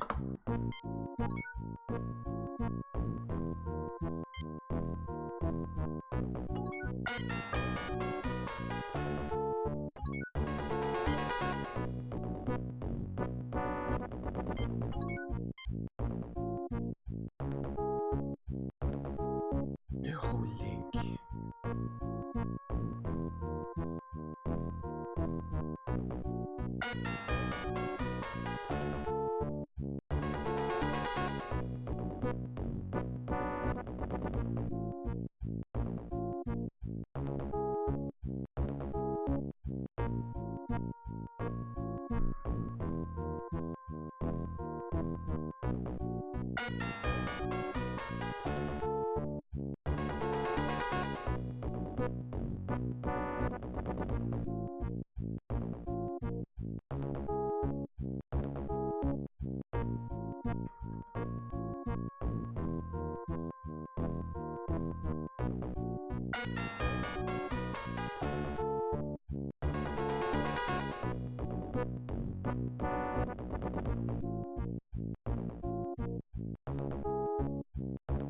I will check in YouTube. I will look for a hint. Be right back.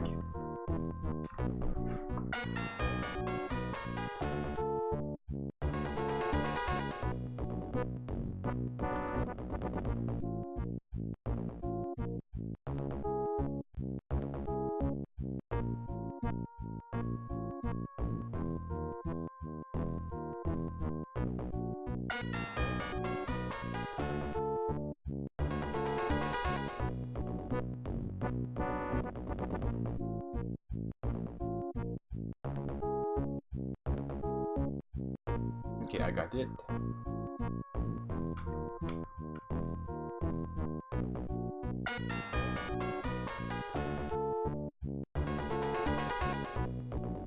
Okay. I guess I was wrong. We really need to play around with these and find the right combination to give us the Neuralink. It will activate a voice. Like she did, I checked. Oh, it was right in my in my walkthrough. It says the colors. I didn't look properly. But that's, yeah, it would have been long to try them one by one. So fuck it. Not my favorite kind of puzzle.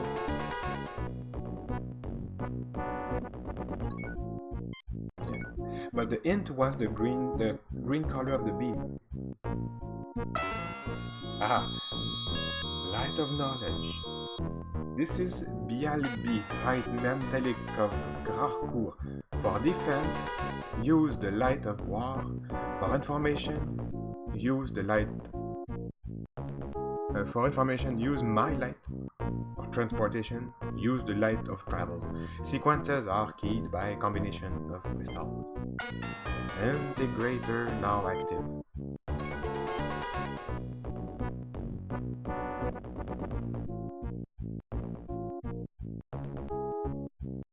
This is Bialbi, the most advanced life form on this world. Thank you for informing us of the situation. It shall be resolved. Bialbi. Admiral Vlick, this is the defensive system of Harcourt. You have engaged in genocidal activities on this world. Have you anything to say before your sentence is passed? Kirk, this is your doing. No, Admiral, it is not, but that will suffice as a final public statement. The sentence is death. To you and all members of your crew who are involved in this action. You have no right to try me! I have as much right as you to conduct trials on this planet. You showed no justice to your victim. The penalty for just injustice is death. Kirk! Hoist on your own petard. You tried to send me, or I have your word. If I have your word that Quetzalcoatl goes free, I will be willing to intervene to save you.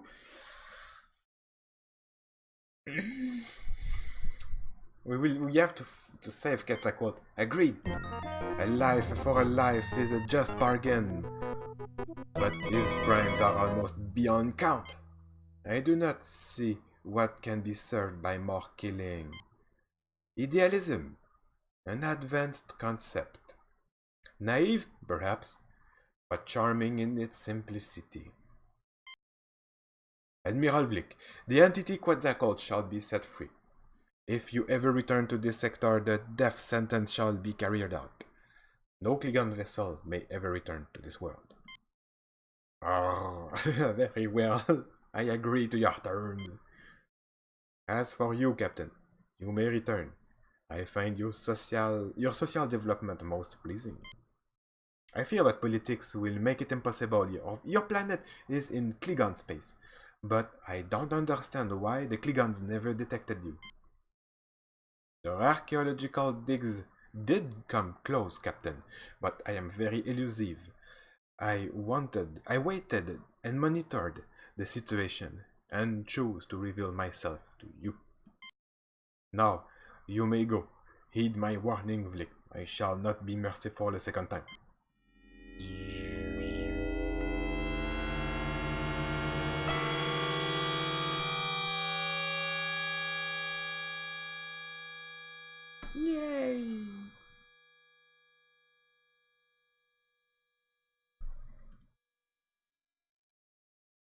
Okay, there are 2 more missions to go. I'm a bit tired. I will keep them for another day. Why not? Another morning, maybe? We'll try to play that. And if it goes well, we might finish those 2 missions quickly. And I will also start playing Wing Commander. The sequels, the secret missions of Wing Commander. Which is about 2 or 3 hours of play. It's like a couple of missions and that's it. So yeah, it's gonna be fun. Yeah, I'm gonna eat something and go take a nap.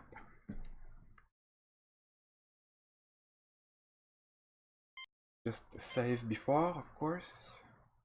Yeah, it's chill. I'm gonna watch more Star Trek too. We have read your report, 80%, 2 commendation points. That's nice. Outstanding work. That old devil moon, next mission. Until next time. Woo! On screen, but no, message. We have to go through that before saving. The Enterprise will proceed to the Alpha Proxima system while the indigenous race on Proxima 3 has not reached the technological level commensurate by entering the Federation and therefore under the protection of the primary directive of non-interference. We do maintain a discreet monitoring Starfleet. It has picked up activity from an asteroid in an elliptical orbit. You are to investigate without interfering with life on the planet. Very interesting stuff. According to the library computer, the Alpha Proxima system has 5 planets and an asteroid belt. A large asteroid is heading towards the inner planets and should pass close by Proxima 3. It passes through the interior of the system once every 200 years. The people of Proxima 3 call it a site, the same name as their god of war. God of War, Mr. Spock, isn't that a bit surprising from a people whose technology matches the 20th century Earth? Considering we'll have to play God of War soon with my PlayStation 2 at some point, I guess. I have 1 and 2. Considering the level of warfare during that century, I'm surprised it is Earth that did not have a God of War. In any case, about a millennium ago, Proxima 3 suffered a globally devastating war, blew themselves back to the Stone Age, Mr. Spock. I think there's a lot of lore here. Late Bronze Age, insane. They rebuilt their world in half the time it had taken to get there originally, but the Armageddon was mythologized as a battle between the Softs and Lucres. In that war, the planet was erased and all the gods died except Scythe. He had rained fury down upon the world, then went off on a long dance of victory. His return is a time for worldwide soul-searching and atonement. And Scythe returns and our monitoring station picks up activity. It would seem that we should proceed to Alpha Proxima and scan Scythe. Maybe they have warp core, I don't know. Warp technology or something like that. Captain Kirk, please. Save. Save. Too many games are saved. Replace. Okay. Let's save twice just to make sure. Place. Anyway. We can quit. Yes, quit the game. Alright. That's enough. Here we go. Thanks for watching, everyone. See you next time. Have a great day.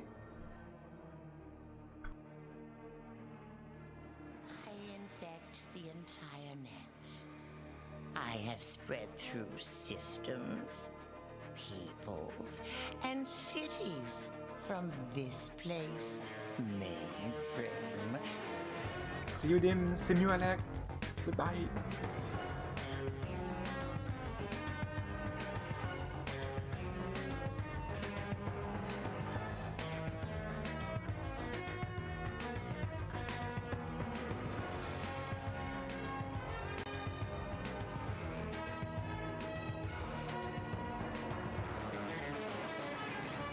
My format, Virus, the queen of chaos.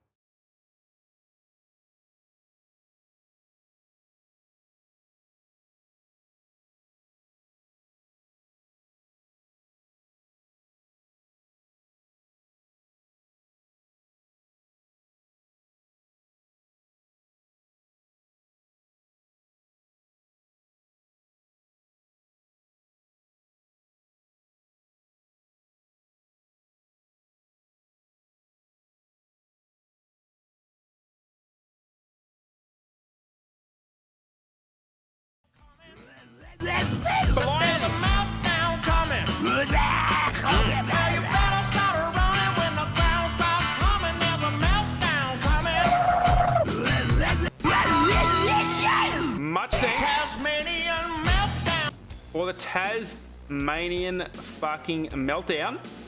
How's your stream? What were you playing? Welcome to good old Duke fucking Nukem. Episode 2. One of our last streams before we go overseas for the first time in our fucking life. There's the boss. There's a fresh jetpack. Cool. Many thanks. What was our... I already forget the speed strat. Let's cut there. The go fast thingamajig. Should have got that jetpack later, but okay. Let me in, please. Let me in, please. Okay. Something like that. RPG to anti-state. Oh, okay. Was that worth doing now? I'm not sure. Good old Nukem, mate, yeah.